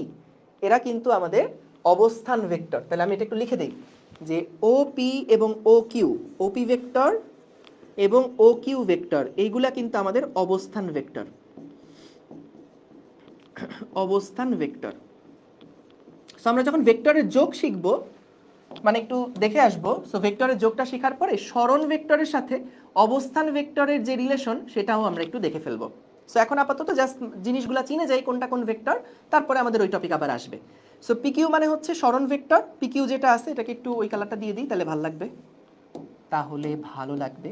ওকে, এবং ওপি আর ওকিউ হচ্ছে অবস্থান ভেক্টর। ঠিক আছে, ভেরি গুড। এবার আসো একক ভেক্টর। একক ভেক্টরটা খুবই গুরুত্বপূর্ণ, এইটা খুবই গুরুত্বপূর্ণ। দেখো একক ভেক্টর কোনটা? একক ভেক্টরের মেইন কাজ হচ্ছে কোনো ভেক্টরের দিকটা নির্দেশ করে দেওয়া। একক ভেক্টরের কাজ হচ্ছে কোনো ভেক্টরের দিকটা নির্দেশ করে দেওয়া। হ্যাঁ, সো দিকটা নির্দেশ করে দেওয়া, যেমন সাপোজ কোনো একটা ভেক্টরকে, দেখো কিভাবে করে আমরা একক ভেক্টরটা পাই। একক ভেক্টরটা পাই কিভাবে? একটা ভেক্টরের মধ্যে কি থাকে, আমি জাস্ট একটু মুখে মুখে জিনিসটা দেখাচ্ছি। একটা ভেক্টরের মধ্যে কি থাকে বলো তো? তার মান থাকে এবং দিক থাকে, মান থাকে আর দিক থাকে। এখন আমরা যদি শুধু দিকটা পেতে চাই, আমার মানের দরকার নাই, শুধুমাত্র দিক পেতে চাই, তাহলে আমরা কি করব? তাহলে আমরা মান দিয়ে ভাগ দিয়ে দিব। তাহলে কি হবে? জাস্ট দিকটা পড়ে থাকবে। তো এভাবে করে চিন্তা করতে পারো যে একটা ভেক্টরকে তার মান দিয়ে ভাগ করলে আমরা ওইটার একক ভেক্টর পাই। কখনো এইভাবে খাতায় লিখো না, এটা জাস্ট সহজে মনে রাখার জন্য বা বোঝার জন্য, যে একটা একক ভেক্টর যেটা, বা যে কোনো একটা ভেক্টর, তার কিন্তু মান থাকে, দিক থাকে। সো আমি একক ভেক্টর দিয়ে তো মূলত দিক প্রকাশ করতে চাই।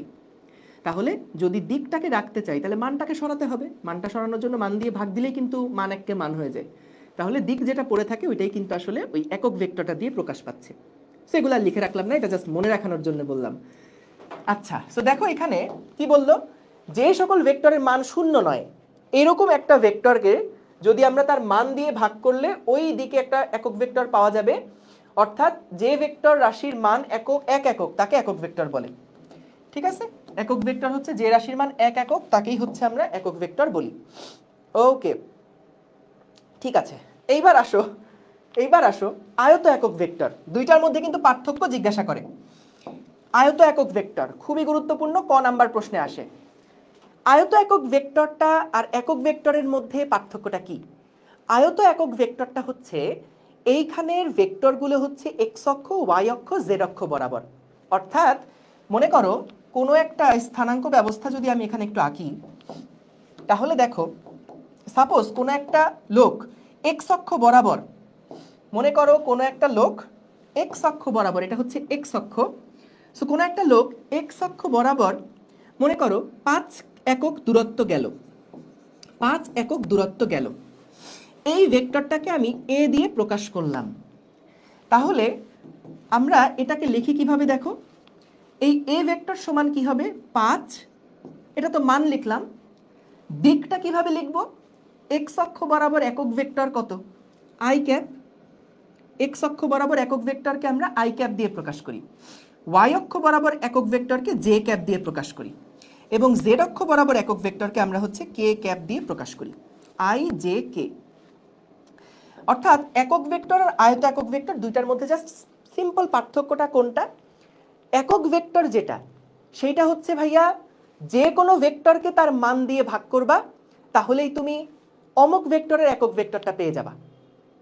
কিন্তু আয়ত একক ভেক্টরটা কিন্তু শুধুমাত্র এক্স অক্ষ, ওয়াই অক্ষ আর জেড অক্ষর দিকে একক ভেক্টর নির্দেশ করে।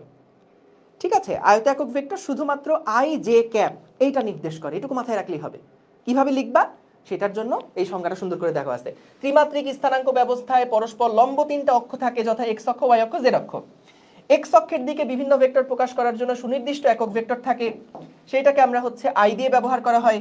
তেমনি জে আর কে যেটা, ওইটা দিয়ে হচ্ছে ওয়াই এবং জেড অক্ষের দিকে একক ভেক্টর প্রকাশ করা হয়, আই জে কে কে একক ভেক্টর বলে। এই যে আই জে কে কে একক ভেক্টর বলে, তাহলে সহজে মনে থাকতে পারবে। কিন্তু যদি আমি মনে করো এইরকম একটা র্যান্ডম ভেক্টর নেই, সাপোজ আমি এইরকম একটা র্যান্ডম ভেক্টর নিলাম, এই ভেক্টরটাকে কিন্তু আমি আয়ত একক ভেক্টর বলতে পারবো না। যদি এটার আমি মনে করো এখানে আমি একটা পি ভেক্টর নিলাম, সো এটার যে একক ভেক্টরটা সেটা আসলে পি ক্যাপ হবে, পি ক্যাপ হবে। সো এই যে পি ক্যাপ যে ভেক্টরটা, এটা কিন্তু এক্স অক্ষ, ওয়াই অক্ষ, জেড অক্ষের দিকে না, তাই এই ভেক্টরটা জাস্ট একক ভেক্টর, সিম্পলি একক ভেক্টর। কিন্তু যেটা এক্স অক্ষের দিকে একক ভেক্টর, যেটা ওয়াই অক্ষের দিকে একক ভেক্টর, যেটা জেড অক্ষের দিকে একক ভেক্টর, সেইগুলাকে আমরা কিন্তু আয়ত একক ভেক্টর বলবো। ঠিক আছে, আইজেকে ছাড়া ইউনিক ভেক্টর হয়, দেখো যে কোনো একক ভেক্টরকে প্রকাশ করার জন্য আয়ত একক ভেক্টর ইউজ করা হয়। একটু সামনে আগাই তাহলে আরো বুঝতে পারবা। যে কোনো একটা ভেক্টরকে, যে কোনো একটা একক ভেক্টরকে প্রকাশ করা যায় আয়ত একক ভেক্টর দিয়ে। আচ্ছা, সো আমরা আগে তাহলে একটু চলো দেখে নেই যে হচ্ছে আমাদের এই যে একক ভেক্টরের কথা যেটা বললাম, একক ভেক্টরের কথা যেটা বললাম, যে কোনো একটা ভেক্টর এটা আমরা প্রকাশ করব কিভাবে, এটা আসলে একটু শিখে যাই। মনে করো কোনো একজন একটা গাড়ি, কোন একটা গাড়ি, সেটা সাপোজ এক্স অক্ষ বরাবর গেল হচ্ছে 3 একক দূরত্ব, এবং ওয়াই অক্ষ বরাবর গাড়িটা গেল হচ্ছে 4 একক দূরত্ব, 4 আই ক্যাপ। এক্স অক্ষ বরাবর গেল 3 আই ক্যাপ এবং ওয়াই অক্ষ বরাবর গেল 4 আই ক্যাপ। এখন দেখো আমাদের এই যে দুইটা ভেক্টরকে যদি আমি একসাথে যোগ করে দেই, তাহলে এই ভেক্টরটাকে আমি কি বলবো, কোনো একটা লোক যখন এই জায়গা থেকে যাত্রা শুরু করছে, শুরু করে প্রথমে এক্স অক্ষ বরাবর গেছে 3 একক, তারপরে ওয়াই অক্ষ বরাবর সে গেছে 4 একক, তাহলে তার যে আদি থেকে শেষ এটাই তো তার সরণও নির্দেশ করছে। তাহলে এই যে সরণটা নির্দেশিত হলো, এই ভেক্টরটাকে আমি কিভাবে প্রকাশ করব, এই ভেক্টরটাকে প্রকাশ করা হয় এই যে 3i + 4j, এভাবে করেই কিন্তু সবুজ ভেক্টরটাকে প্রকাশ করা হয়। 3i + 4j, এভাবে করেই সবুজ ভেক্টরটাকে প্রকাশ করা হয়। এখন দেখো এক্স অক্ষ বরাবর একক ভেক্টর কিন্তু আই ক্যাপ ছিল, ওয়াই অক্ষ বরাবর একক, সরি এটা ব্যক্তিগত ভুল, এটা জে ক্যাপ ছিল, সরি আমি আন্তর্জাতিকভাবে দুঃখিত। সো এটা হচ্ছে ওয়াই অক্ষ বরাবর যে একক ভেক্টর সেটা হচ্ছে জে ক্যাপ। এখন এই যে 3i + 4j যেই ভেক্টরটা আছে, এই 3i + 4j এর একক ভেক্টর কোনটা হবে, 4j হবে, হ্যাঁ 4j হবে, ঠিক আছে। একক ভেক্টর কোনটা হবে, সো আমরা যদি বের করি যে 3i + 4j এই ভেক্টরের মান কত, সেটা আগে একটু বলি তো। এর মান কত, এর মান কত, সো মান হচ্ছে √ কি হবে, x এর সহগের স্কয়ার 3 স্কয়ার প্লাস y এর সহগের স্কয়ার 4 স্কয়ার। এই তো মানটা বের হয়ে গেল। ভাই যদি তিনটা ভেক্টর থাকতো তাহলে কি হতো, সাপোজ আমাদের এরকম একটা ভেক্টর আছে 2i + 3j + 4k, এইরকম একটা ভেক্টর আছে +4k, তাহলে আমাদের এর মানটা কত হতো, এই ভেক্টরের মান কত হতো, এর মানটা কত হতো? এর মান হতো হচ্ছে রুট ওভার আমাদের 2 square plus 3 square plus 4 square. ঠিক আছে, এক্স এর সহগের স্কোয়ার, ওয়াই এর সহগের স্কোয়ার, জেড এর সহগের স্কোয়ার, তারপরে প্রত্যেকটার উপরে মানে টোটালটার উপরে রুট করে দিব। সো এটা হচ্ছে মান বের করার সিস্টেম, মান বের করার সিস্টেম। আপনাকে আন্তর্জাতিকভাবে ক্ষমা করে দেওয়া হলো, থ্যাংক ইউ। ওকে, সো তারপরে দেখো মান তো আমরা বের করে ফেললাম। এটার মান কত আসে? এটার মান আসে হচ্ছে 5 একক। তাহলে 3i প্লাস 4j এর 3i প্লাস 4j এর একক ভেক্টর কোনটা? একক ভেক্টর কোনটা? সো ভাইয়া একক ভেক্টর যেটা হবে সেটা হবে হচ্ছে 3i cap plus 4j cap root over, যদিও মানটা বের করে ফেলছি তাও একটু লিখতে ইচ্ছা করছে, 3 স্কোয়ার প্লাস 4 স্কোয়ার, বা এটাকে আমরা কিভাবে লিখতে পারি? 3i cap plus 4j cap divided by 5। তাহলে দেখো এই যে যেটা পেলাম এইটা কিন্তু একটা একক ভেক্টর, এইটা কিন্তু একটা একক ভেক্টর, এটা নিজে কিন্তু একটা একক ভেক্টর, কিন্তু এই একক ভেক্টরটা কিন্তু আয়ত একক ভেক্টর না। আয়ত একক ভেক্টর শুধুমাত্র I cap, J cap, K cap এইগুলা। আয়ত একক ভেক্টরের সাহায্যে আমরা কিন্তু এখানে একক ভেক্টর, যে কোনো একক ভেক্টরকে প্রকাশ করলাম। ভেরি গুড, ওকে, সো বুঝলাম, ঠিক আছে। এইবার আসো এখানে ওই যে ওই উত্তর যেটা আমি এতক্ষণ ব্যাখ্যা করলাম যে একক ভেক্টর আর আয়ত একক ভেক্টর দুইটা যে আসলে সেম না, একটু যে পার্থক্য আছে, সেইটার উত্তরটা এখানে সুন্দর করে গুছানো লেখা আছে, একবার পড়ে যাবা। একক ভেক্টর এবং আয়ত একক ভেক্টর উভয়েরই মান সমান, কিন্তু এরা ভিন্ন কেন? দুইটারই তো মান সমান, কিন্তু এরা ভিন্ন কেন? কারণ আয়ত একক ভেক্টর শুধু এক্স অক্ষ, ওয়াই অক্ষ, জেড অক্ষ বরাবর কাজ করে, আর একক ভেক্টর যেটা এটা যে কোনো দিকেই কিন্তু হতে পারে। ওকে, ঠিক আছে। তারপরে চলো, এই যে আমাদের শুরু হয়েছে এবার এমসিকিউ 3। বলো দেখি, কোন ভেক্টরের পাদবিন্দু যদি ইচ্ছামতো স্থানান্তর করতে না দেওয়া হয় তাহলে সেই ভেক্টরটা কোনটা? দেখি কমেন্টে জানো। আমার চশমা কই? চশমা পড়তেছি না আপাতত, এমনিই পড়ছি না, পড়া লাগছে না মনে হচ্ছে। চশমা লাগে নর্মালি দেখা যায় যখন দূরের জিনিস দেখতে যাই, ওই সময় একটু ঝাপসা লাগে, তো বাইরে গেলে এই জন্য চশমা টশমা পরে যাই। এখন তো বাসায় আছি, এই জন্য আর চশমা পড়ছি না। সি বলছো? হ্যাঁ দেখো, এটা কিন্তু আমরা পরে আসছি, দেখো বরিশাল বোর্ড গত বছর আসছে। কোন ভেক্টরের পাদবিন্দু যদি ইচ্ছামতো স্থানান্তর করতে না দেওয়া হয় তাহলে সেটাকে সীমাবদ্ধ ভেক্টর বলে। সো এগুলো পরে উত্তর আছে। আচ্ছা, তারপরটা কি? একই দিকে ক্রিয়াশীল সমজাতীয় অসম মানের দুটি ভেক্টরকে কি বলে? সমজাতীয় এবং অসম মানের দুইটা ভেক্টর কি বলে? সমজাতীয় এবং ওকে, দেখো সমজাতীয় অসম মানের দুইটা ভেক্টরকে কি বলে? একই দিকে ক্রিয়াশীল সমজাতীয় কিন্তু অসম মানের দুইটা ভেক্টরকে কি বলে? সদৃশ ভেক্টর বলে না? সদৃশ ভেক্টর বলে। ওকে, তারপরে দেখো একটি একক ভেক্টর হলে এম এর মান কত? সো এটা একটু করে দেই, এম এর মান কত? এই স্লাইডে আর করছি না, দেখো একটা ভেক্টর দেওয়া আছে, এত আই প্লাস এত জে প্লাস এম কে। এইটা একটা একক ভেক্টর হলে এম এর মানটা কত, অর্থাৎ এম এর মান কত হলে এটা একটা একক ভেক্টর নির্দেশ করবে। সেই প্রশ্ন কিন্তু ভাই ঢাকা বোর্ড 2022 সালে আসা। দেখো আমি এম এর মানটা বের করব কিভাবে? মান বের করা তো আমরা জানি, তাহলে সেইভাবে করে বের করব। কিন্তু এইখানে আমি এই স্লাইডের মধ্যে দাগাচ্ছি না, কারণ এটা তোমরা যখন পরবর্তীতে একবার রিভাইজ করবা তখন যাতে করে উত্তর ছাড়াই তোমরা একবার নিজেদের চেক করতে পারো। সো আমি পরের স্লাইডে এটার উত্তরটা দেখাচ্ছি। দেখো এখানে কি হবে?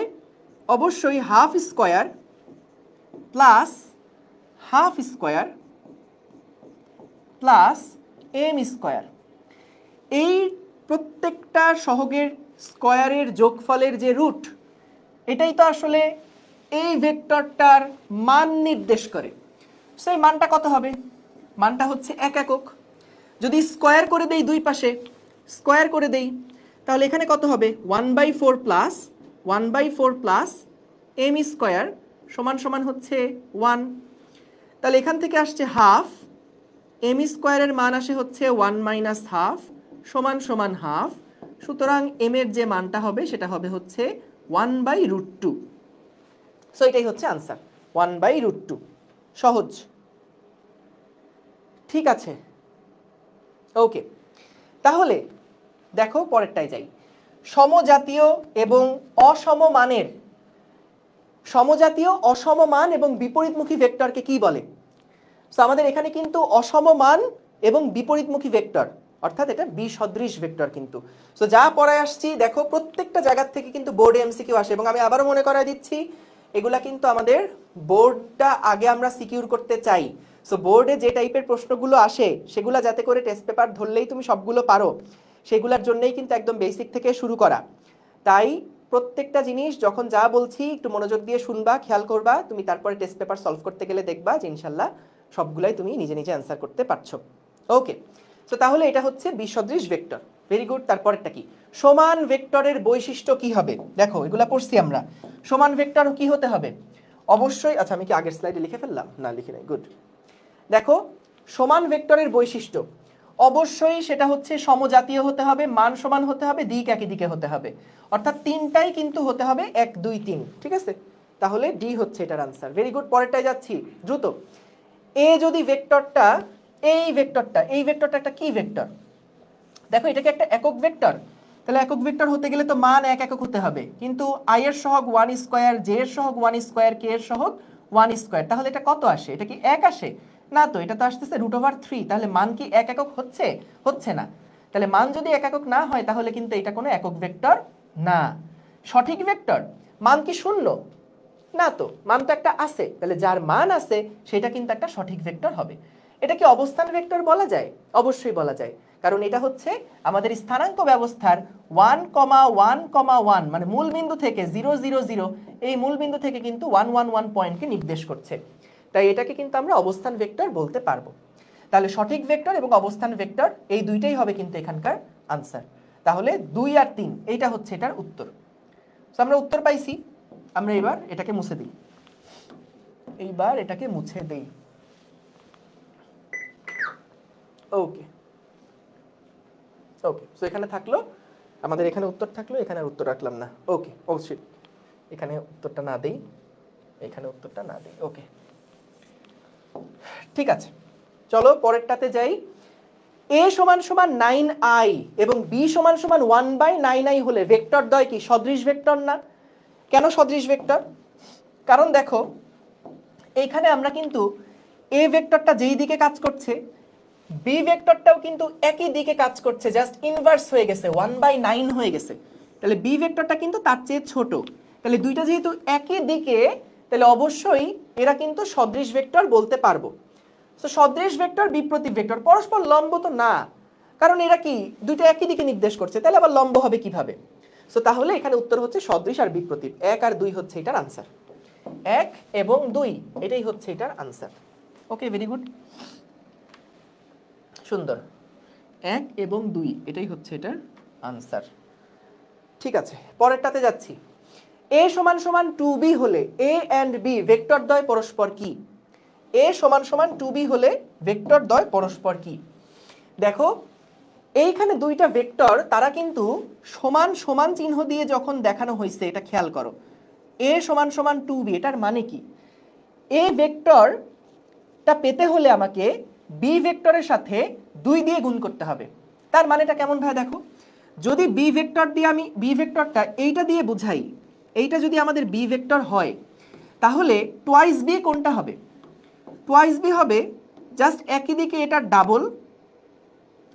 এটা ডাবল এই পুরো ভেক্টরটাকে আমরা বলতে পারবো এটা হচ্ছে 2b ভেক্টর বা আমি এটাকে একটু আলাদা করে রাখি যে আমাদের এইটা যদি b ভেক্টর হয় তাহলে এটা কিন্তু সেই 2b ভেক্টর এবং 2b ভেক্টরটা কিন্তু আসলে নাম দেওয়া হয়েছে কি a ভেক্টর দেওয়া হয়েছে তাহলে দেখো এই b ভেক্টর এবং 2b ভেক্টর দুইটা কিন্তু একই ডিরেকশনে কাজ করছে তাহলে এটা অবশ্যই এটা খুলে রাখতে পারো ওই প্লাগটা উঠে রাখলেই হবে সো এইখানে আমাদের 2b যেই ভেক্টরটা আছে এরা কিন্তু অবশ্যই দুইটা পরস্পর কি পরস্পর সদৃশ বিসদৃশ অবশ্যই না এবং এরা হচ্ছে সমরেখ একই রেখা বরাবর কিন্তু এরা কাজ করবে একই রেখা বরাবর এরা কাজ করবে ওকে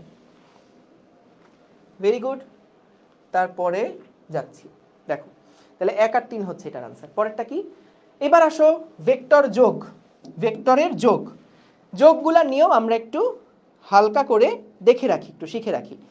দেখো আমাদের প্রথমে যেই সূত্র আছে সাধারণ সূত্র, এই সাধারণ সূত্রগুলো এখানে কেন লিখে রাখছি, কারণ এইগুলা আমি আবার যদি তোমার হচ্ছে বই যদি দেখো, যাতে করে বইতে একটু কম কম যাওয়া লাগে, মোটামুটি এখানে পুরো জিনিসগুলো একটু সামারি করা, বইতে যা যা জিনিসগুলো লাগবে সেইগুলাই কিন্তু এখানে একসাথে এক জায়গায় করে রাখা হয়েছে। তো এই জন্য সংজ্ঞাগুলোও একবারে লিখে রাখা হয়েছে যাতে করে পরীক্ষার আগে একবার করে একটু রিডিং পড়ে যেতে পারো। সো দেখো সাধারণ সূত্র যেটা বলছে হেড টেইল ল, এটা কি? এটা হচ্ছে যে সাপোজ আমাদের কাছে দুইটা ভেক্টর আছে, এরকম দুইটা ভেক্টর আছে। সো একটা ভেক্টরের শেষ বিন্দু এবং আরেকটা ভেক্টরের যে শুরুর বিন্দু, এই দুইটা ভেক্টরকে, এই দুইটা অবস্থানকে বা পয়েন্টকে, যে একটা ভেক্টরের শীর্ষবিন্দু আর আরেকটা ভেক্টরের আদি বিন্দু, এই দুইটাকে যদি আমি একই বিন্দুতে স্থাপন করি, মানে এই বিন্দুতে স্থাপন করি, যে প্রথমটা শেষের সাথে পরেরটার শুরু, তাহলে তাহলে প্রথমটার প্রথম এবং শেষেরটার শেষ, এই দুইটাকে যুক্ত করলে যেই ভেক্টরটা পাওয়া যাবে সেটাই হচ্ছে হলুদ দুইটার লব্ধি। সো বুঝে গেছি আমরা, এবার ভাষাগুলো দেখে নিও। একই প্রকার দুইটা ভেক্টরের প্রথমটার শেষ বিন্দু এবং দ্বিতীয়টার আদি বিন্দু, দ্বিতীয় ভেক্টরের আদি বিন্দু একই বিন্দুতে স্থাপন করছি না, একই বিন্দুতে স্থাপন, এই যে একই বিন্দুতে স্থাপন করছি করে প্রথম ভেক্টরের আদি বিন্দু মানে কোনটা, এইটা, এবং দ্বিতীয় ভেক্টরের শেষ বিন্দু, এই যে দ্বিতীয় ভেক্টরের শেষ বিন্দুর সংযোজক সরলরেখার দৈর্ঘ্য ভেক্টর দুটির লব্ধির মান নির্দেশ করে, অর্থাৎ এই দুইটা ভেক্টরের লব্ধির মান কিন্তু নির্দেশ করে। তো এটাই হচ্ছে আমরা দেখলাম যে, এবং লব্ধির দিক হবে প্রথম ভেক্টরের আদি বিন্দু থেকে দ্বিতীয় ভেক্টরের শেষ বিন্দুর দিকে। লব্ধির যে দিকটা হবে সেটা কি, প্রথম ভেক্টরের আদি বিন্দু থেকে দ্বিতীয় ভেক্টরের শেষ, প্রথম ভেক্টরের আদি থেকে দ্বিতীয় ভেক্টরের শেষ। ঠিক আছে, এটাই হবে ভেক্টরের যে লব্ধিটা সেইটা। আচ্ছা, এখন এখানে একটা জিনিস বলে রাখি যে যোগ আসলে আমরা কেন করছি, দুইটা ভেক্টরের যোগ, কারণ আমরা জানতে চাই যে সাপোজ আমাদের কাছে যদি একটা ফুটবল থাকে, এই ফুটবলটাকে আমি যদি এই দিক বরাবর লাথি মারি তাহলে কিন্তু ফুটবলটা এদিক বরাবরই যাবে, অথবা আমি যদি ফুটবলটাকে সাপোজ এই দিক বরাবর লাথি মারি, ধরো এদিক বরাবর লাথি মারি, তাহলে কিন্তু সেটা এদিক বরাবরই যাবে। কিন্তু আমি জানতে চাই যে না, এই ফুটবলটার উপরে আমি একই সময়ে এই দুইটা বলই দিব, একই সময়ে এই দুইটা টোকা দিব বা দুইটা ধাক্কা দিব, একটা এদিকে আর একটা এদিক বরাবর, তাহলে এই বলটা কোন দিকে যাবে? বলটা কি শুধু এই দিক বরাবর যাবে? না। বলটা কি শুধু এই দিক বরাবর যাবে? না। সো মাঝখান বরাবর যাবে। সো এই মাঝখান বরাবর আসলে কোন দিকে যাবে? মাঝখান বরাবর যাওয়ারও তো একটা দিক আছে, সে মাঝখান বরাবর এদিকে যেতে পারে, এদিকে যেতে পারে, এদিকে যেতে পারে, বিভিন্ন দিকে যেতে পারে। সো কোন দিকে কিভাবে যাবে সেই জিনিসগুলোর জন্যই আমরা কি করি, ভেক্টরের যোগ করি। দুইটা ভেক্টরকে যোগ করে বোঝার চেষ্টা করি যে বস্তুটা আসলে কোন দিক বরাবর গতিশীল হবে বা কোন দিক বরাবর নেট ফোর্সটা পাবে। সো এই জিনিসটাই কিন্তু ভেক্টরের লব্ধি বলছি আমরা। ঠিক আছে, এটাকে আমরা বলছি ভেক্টরের লব্ধি। তাহলে এটাই আমরা এখানে করলাম, জাস্ট একটা নিয়ম দেখলাম। সো আমাদের অনেকগুলা নিয়ম আছে, এগুলা থেকে কিন্তু বেশিরভাগ সময় আমরা যেটা ইউজ করবো, যেখান থেকে সবচেয়ে বেশি এমসিকিউ আসে, সেটা হচ্ছে এই সামান্তরিক সূত্র। এখান থেকে আসলে সবচাইতে বেশি এমসিকিউ আসে। আর তাছাড়া উপাংশ সূত্রটা দিয়ে দেখা যায় অনেকগুলো যদি ভেক্টর থাকে তাদেরকে সহজে যোগ করা যায়, এটা নর্মালি আমরা সিকিউতে একটু অ্যাপ্লাই করব। আর তাছাড়া বহুভুজ সূত্র, ত্রিভুজ সূত্র, সাধারণ সূত্র, এই যে সূত্রগুলো আছে এগুলো হচ্ছে ক খ এর জন্য বেশি লাগে এমসিকিউ, ক খ এমসিকিউ এগুলার জন্য বেশি বেশি পড়বো। আর এইটা হচ্ছে আমাদের সব কিছুর জন্যই লাগবে, সব কিছুর জন্যই আমাদের লাগবে। আচ্ছা, তাহলে ভাইয়া সাধারণ সূত্রটা দেখলাম, এবার আসো ত্রিভুজ সূত্র। ত্রিভুজ সূত্র কি বলছে? খুব সহজ জিনিস, যে মনে করো এই যে এখানে একটা ত্রিভুজ, এই যে এখানে একটা ত্রিভুজ আঁকলাম।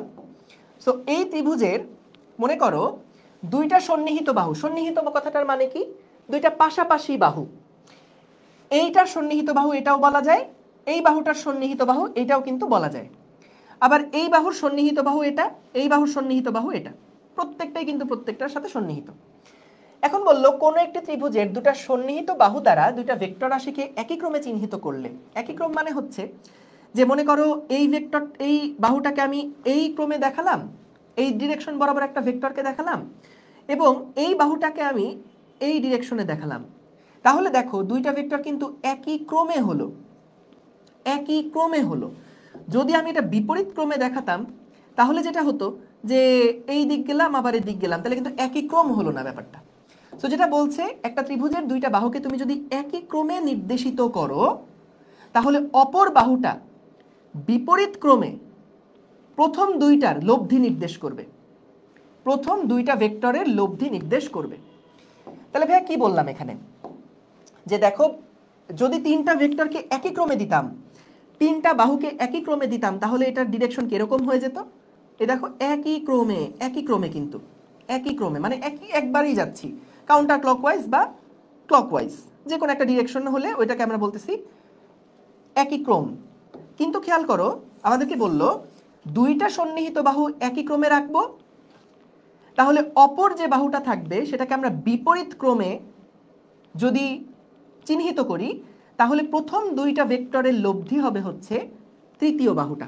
এটাই বললো কোন একটা ত্রিভুজের দুইটা সন্নিহিত বাহু দ্বারা যদি দুইটা ভেক্টর রাশিকে একই ক্রমে চিহ্নিত করা হয়, ত্রিভুজটির তৃতীয় বাহু দ্বারা বিপরীত ক্রমে সূচিত ভেক্টর রাশিটা হবে ওইটার এটা কিন্তু অনেকবার ত্রিভুজ সূত্র বিবৃতি করো এরকম প্রশ্ন কিন্তু আসে। ত্রিভুজ সূত্র বিবৃতি করো, সামান্তরিক সূত্র বিবৃত করো, সাধারণ সূত্র বিবৃতি করো, এগুলো কিন্তু আসে, সবচেয়ে বেশি আসে ত্রিভুজ সূত্র, এটা খেয়াল রেখো। এই যে এখানে দেখো একটা অনুধাবনমূলক প্রশ্ন বলছে, আমি বুঝাই দেই।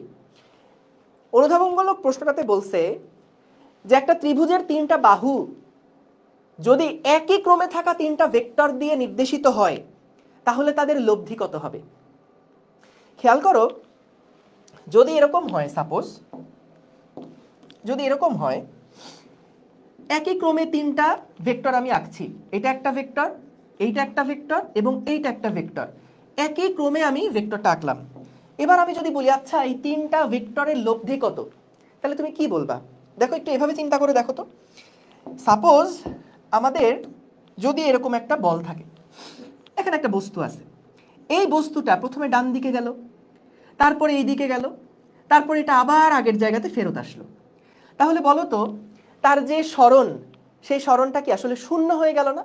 কারণ যেখান থেকে সে যাত্রা শুরু করেছিল আবার সে কিন্তু সেই জায়গাতেই ফেরত আসলো, তাহলে পুরোটা ঘুরে যখন আবার আগের জায়গাতে ফেরত আসলো তার যে লব্ধি সরণটা সেটা কিন্তু জিরো হয়ে গেছে, অর্থাৎ ভেক্টর যোগফল যেটা সেটা কিন্তু জিরো হয়ে গেছে। তাহলে আমরা এখান থেকে যেটা দেখলাম যে তিনটা যদি একই ক্রমে থাকে তাহলে কিন্তু লব্ধি শূন্য হয়ে যায়।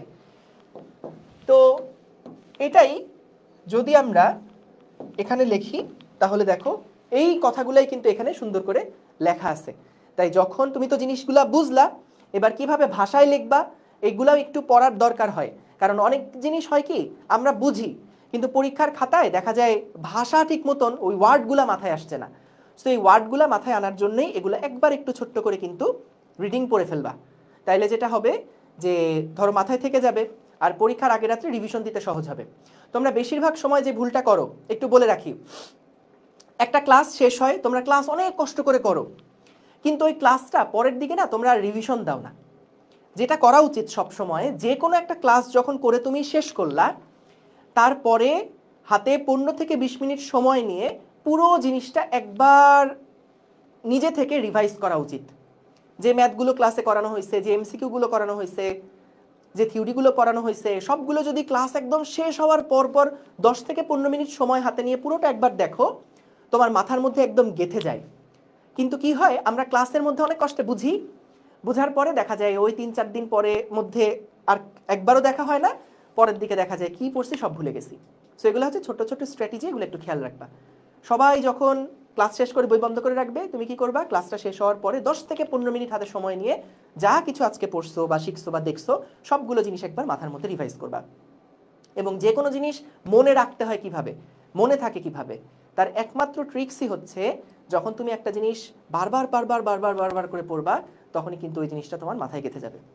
সো ক্লাস 9-10 কথাও চিন্তা করে দেখো, s = ut + ½ at², এই সূত্র যখন প্রথম লিখতে গেছো তখনও কিন্তু অনেকবার দেখা গেছে যে ভুল হয়ে গেছে। কিন্তু এই জিনিসই যখন বারবার করে তুমি প্র্যাকটিস করছো, ম্যাথ করছো, প্র্যাকটিস করছো, ম্যাথ করছো, এখন কিন্তু আর এটা কখনোই ভুল হয় না। সো মেইন কি আইডিয়াটাই যে তোমরা বলো যে ভাইয়া ভুলে যাই, পড়া মনে থাকে না। পড়া মনে না থাকা এটা একটা সবার জন্য একই ফেনোমেনা, এটা সবার সাথে হয়। কিন্তু কারা মনে রাখতে পারে? যারা দেখা যায় ওই পড়াগুলো বারবার করে রিভাইজ করে, বারবার করে চেক করে, বারবার করে দেখে। সো ভুলে যাওয়াটা একটা স্বাভাবিক। কিন্তু তুমি কি আবার মনে করতে চাও কি না, এটার ডিসিশনটা সম্পূর্ণ তোমার নিতে হয় এবং এটা একই জিনিস বারবার করে দেখতে হয়। ভাই আমাদের প্রিটেস্ট চলছে, মেইনটেইন করব কিভাবে? দেখো, পরীক্ষা, ক্লাস টেস্ট, প্রেশার, এগুলা সবসময় সারা জীবন থাকবেই। তুমি না কখনোই একদম রিল্যাক্সডভাবে আমি এই কয় ঘন্টা এখন শুধু পড়বো, আমার মাথায় অন্য কোনো টেনশন থাকবে না, এইভাবে করে না সামনে যত বড় হবা তত আসলে পড়তে পারবা না। তুমি ফিজিক্স পড়তে বসবা, তোমার কাছে মনে হবে কেমিস্ট্রি পড়া অনেক বাকি আছে। কেমিস্ট্রি পড়তে বসবা, তখন মনে হবে হ্যাঁ আমি তো ম্যাথ কতদিন করি না, যাই একটু ম্যাথ করে আসি। সো মন যদি এরকম বারবার অস্থির হয়, তাহলে কিন্তু কোনো কাজই তুমি ভালো মতন কোনোটাতেই ফোকাস করতে পারবে না, দিন শেষে কিছুই কিন্তু আগাবে না। এখনো তোমাদের হাতে পর্যাপ্ত সময় আছে। কেবল জানুয়ারি মাসের আজকে 20 তারিখ, জানুয়ারি মাস বাদই দিলাম, ফেব্রুয়ারি, মার্চ, এপ্রিল, মে, এই 4টা মাস হাতে সময় আছে। যদি এই 4টা মাস খুব ভালোভাবে মনোযোগ দিয়ে ডেডিকেটেডলি পড়াশোনা করে যেতে পারো, তাহলে কিন্তু যেইটুকু সময় তোমার এগুলো কাভার করার জন্য দরকার সেটা আসলে এনাফ। 4 মাস আসলে অনেক সময়। সো যদি ওইভাবে ডেডিকেটেডলি পড়তে পারো। এখন কথা হচ্ছে যে তোমাকে এটা ডিসিশন নিতে হবে যে সব কিছু তো তুমি আসলে একবারে সমান তালে আগাতে পারবা না। সো কোনটাতে ফোকাস করে তোমার বেশি লাভ হচ্ছে? প্রিটেস্টে কি 100 পাওয়া আমার বেশি জরুরি, নাকি প্রিটেস্টে আমি যদি 60 পাই তাইলে আমার হচ্ছে? তাহলে 60 পাওয়ার জন্য প্রস্তুতিটা নেই, আর বাকি যেই সময়টা আছে সেইটা আমি হচ্ছে অন্য যেই অধ্যায়গুলো আছে বা অন্য যেই চ্যাপ্টারটা আমার পড়ার দরকার সেটা তখন পড়ি। সো এটা সম্পূর্ণ তোমাকে কিন্তু ডিসিশন নেওয়া লাগবে। ঠিক আছে? ক্লাস কতক্ষণ হবে না হবে আমি চেষ্টা করব 2.5 থেকে 3.5 ঘন্টা এর মধ্যেই শেষ করতে। ঠিক আছে? ওকে, দেখো, আচ্ছা, 3টা ভেক্টরের লব্ধি কখন শূন্য হয়? 2টা আসলে বেসিক্যালি একই টাইপের প্রশ্ন, যে যদি ওই যে ত্রিভুজের 3 বাহু বরাবর একই ক্রমে কাজ করে তাহলেই কিন্তু লব্ধি শূন্য হয়ে যায়। সো এগুলো একবার একটু পড়ো, কারণ এগুলো যেহেতু আসছে পরীক্ষায়। এরপরে কি বললো? 4টা ভেক্টরের লব্ধি কখন শূন্য হবে চিত্রের সাহায্যে ব্যাখ্যা করো। ময়মনসিংহ বোর্ড 23। দেখো, 4টা ভেক্টরের লব্ধি শূন্য হতে গেলে কি করতে হবে? যদি আমি 4টা ভেক্টর দিয়ে একটা চতুর্ভুজ বানাই ফেলতে পারি তাহলে কিন্তু লব্ধিটা শূন্য হয়ে যাবে। মনে করো এখান থেকে যদি কোনো একটা বস্তু মুভ করা শুরু করে, দেখা গেল এখান থেকে সেটা আগে এইখানে গেল, তারপরে সেটা এই জায়গাতে চলে গেল, তারপরে সেটা আবার এখানে আসলো, আবার আগের জায়গাতে ফেরত আসলো। তাহলে যেখান থেকে যাত্রা শুরু করছিল ঘুরে ফিরে সেটা আবার আগের জায়গাতে চলে আসলো। তাহলে এখানেই তো তার লব্ধিটা শূন্য হয়ে গেল। তাহলে এভাবে করেই কিন্তু 4টা ভেক্টরের লব্ধি কিভাবে শূন্য হয় সেটা দেখলাম। 4টা ভেক্টরের লব্ধি শূন্য হবে যখন 4টা ভেক্টরের একটা চতুর্ভুজের 4টা বাহু ক্রমানুসারে তৈরি করা যাবে। ঠিক আছে? এই কথাগুলো গুরুত্বপূর্ণ। স্যাররা মূলত কিন্তু এই টাইপের প্রশ্নগুলোতে এই শব্দগুলাই খুঁজবেন। ওকে, এবার আসো বহুভুজ সূত্র। বহুভুজ সূত্র কি জিনিস? সাপোজ আমাদের মনে করো একটা বহুভুজ আছে, এখানে কি বহুভুজ আকার কোনো সিস্টেম আছে? সম্ভবত নাই। আচ্ছা যাই হোক না, এখানে আছে সম্ভবত। দেখি তো এটা কি হয়, এটা কি হয়, না থাক ঝামেলা। আমি একটা খালি হাতে একটা বহুভুজ আঁকি। এখানে মনে করো যে কোনো একটা র্যান্ডম একটা বহুভুজ আমি এখানে আঁকলাম, এরকম একটা বহুভুজ আঁকলাম। এটা মনে হয় ষড়ভুজ হয়ে গেছে, 1 2 3 4 5 6। হ্যাঁ, সো এইখানে খেয়াল করো আমাদেরকে যেটা বলে যে কোনো একটা বহুভুজের বাহুগুলো যদি আমি মনে করো এরকম একই ক্রমে নির্দেশ করতে থাকি এবং শেষ যে বাহুটা আছে এই বাহুটা যদি বিপরীত ক্রমে আমি নির্দেশ করি, তাহলে প্রথমগুলার লব্ধি কিন্তু এইটা দিয়ে নির্দেশিত হবে। খুব সহজ জিনিস, একবার একটু পড়ি। কি বললে এখানে দেখো, 2-এর বেশি ভেক্টরের ক্ষেত্রে একটা ভেক্টরের শেষ বিন্দুর সাথে আরেকটা ভেক্টরের আদি বিন্দু, এ দেখো একটা ভেক্টরের শেষ বিন্দুর সাথে আরেকটার আদি বিন্দু, এটার শেষের সাথে আরেকটার আদি, এটার শেষের সাথে আরেকটার আদি, একটার সাথে আরেকটা এভাবে করে যুক্ত করব, একই ক্রমে যুক্ত করব। একই ক্রমে একটা বহুভুজ যদি তৈরি করা হয়, একই ক্রমে যুক্ত করে একটা বহুভুজ মনে করে তৈরি করলাম, তাহলে শেষ বাহুটাই যে বাহুটা আছে সেটাই কিন্তু বিপরীত ক্রমে, মানে একই ক্রমে না, জাস্ট ত্রিভুজ সূত্রের মতনই। ওখানে ছিল 3টা বাহু, এখানে 3-এর অধিক বাহু হতে পারে। সো তাহলে বাহুটি বিপরীত ক্রমে ভেক্টরগুলোর লব্ধির মান এবং দিক নির্দেশ করবে। অর্থাৎ এই যে এ ভেক্টর যদি এটাকে বলি, এটাকে যদি বি ভেক্টর বলি, এটাকে যদি সি ভেক্টর বলি, ডি ভেক্টর বলি, ই ভেক্টর বলি, তাহলে দেখো আমরা এই ভেক্টরটাকে লব্ধিকে যদি আর দিয়ে প্রকাশ করি, তাহলে আর ভেক্টর সমান সমান কি লিখতে পারবো? A vector plus B vector plus C vector plus D vector plus E vector. তাহলে এটা হচ্ছে আমাদের কিন্তু আর ভেক্টর সমান সমান কি সেটা বুঝলাম। Very good. ওকে, এইবার আসো ভেক্টর বিয়োগ। ভেক্টর বিয়োগ কি? খুব সহজ জিনিস। মনে করো 2টা ভেক্টর বিয়োগ করতে হবে। আগে পড়ো না, আগে দেখো যা করছি আগে দেখো। মনে করো এখানে একটা ভেক্টর আছে এবং এখানে একটা ভেক্টর আছে। সো আমি চাই এই 2টা ভেক্টর একটা থেকে আরেকটাকে বিয়োগ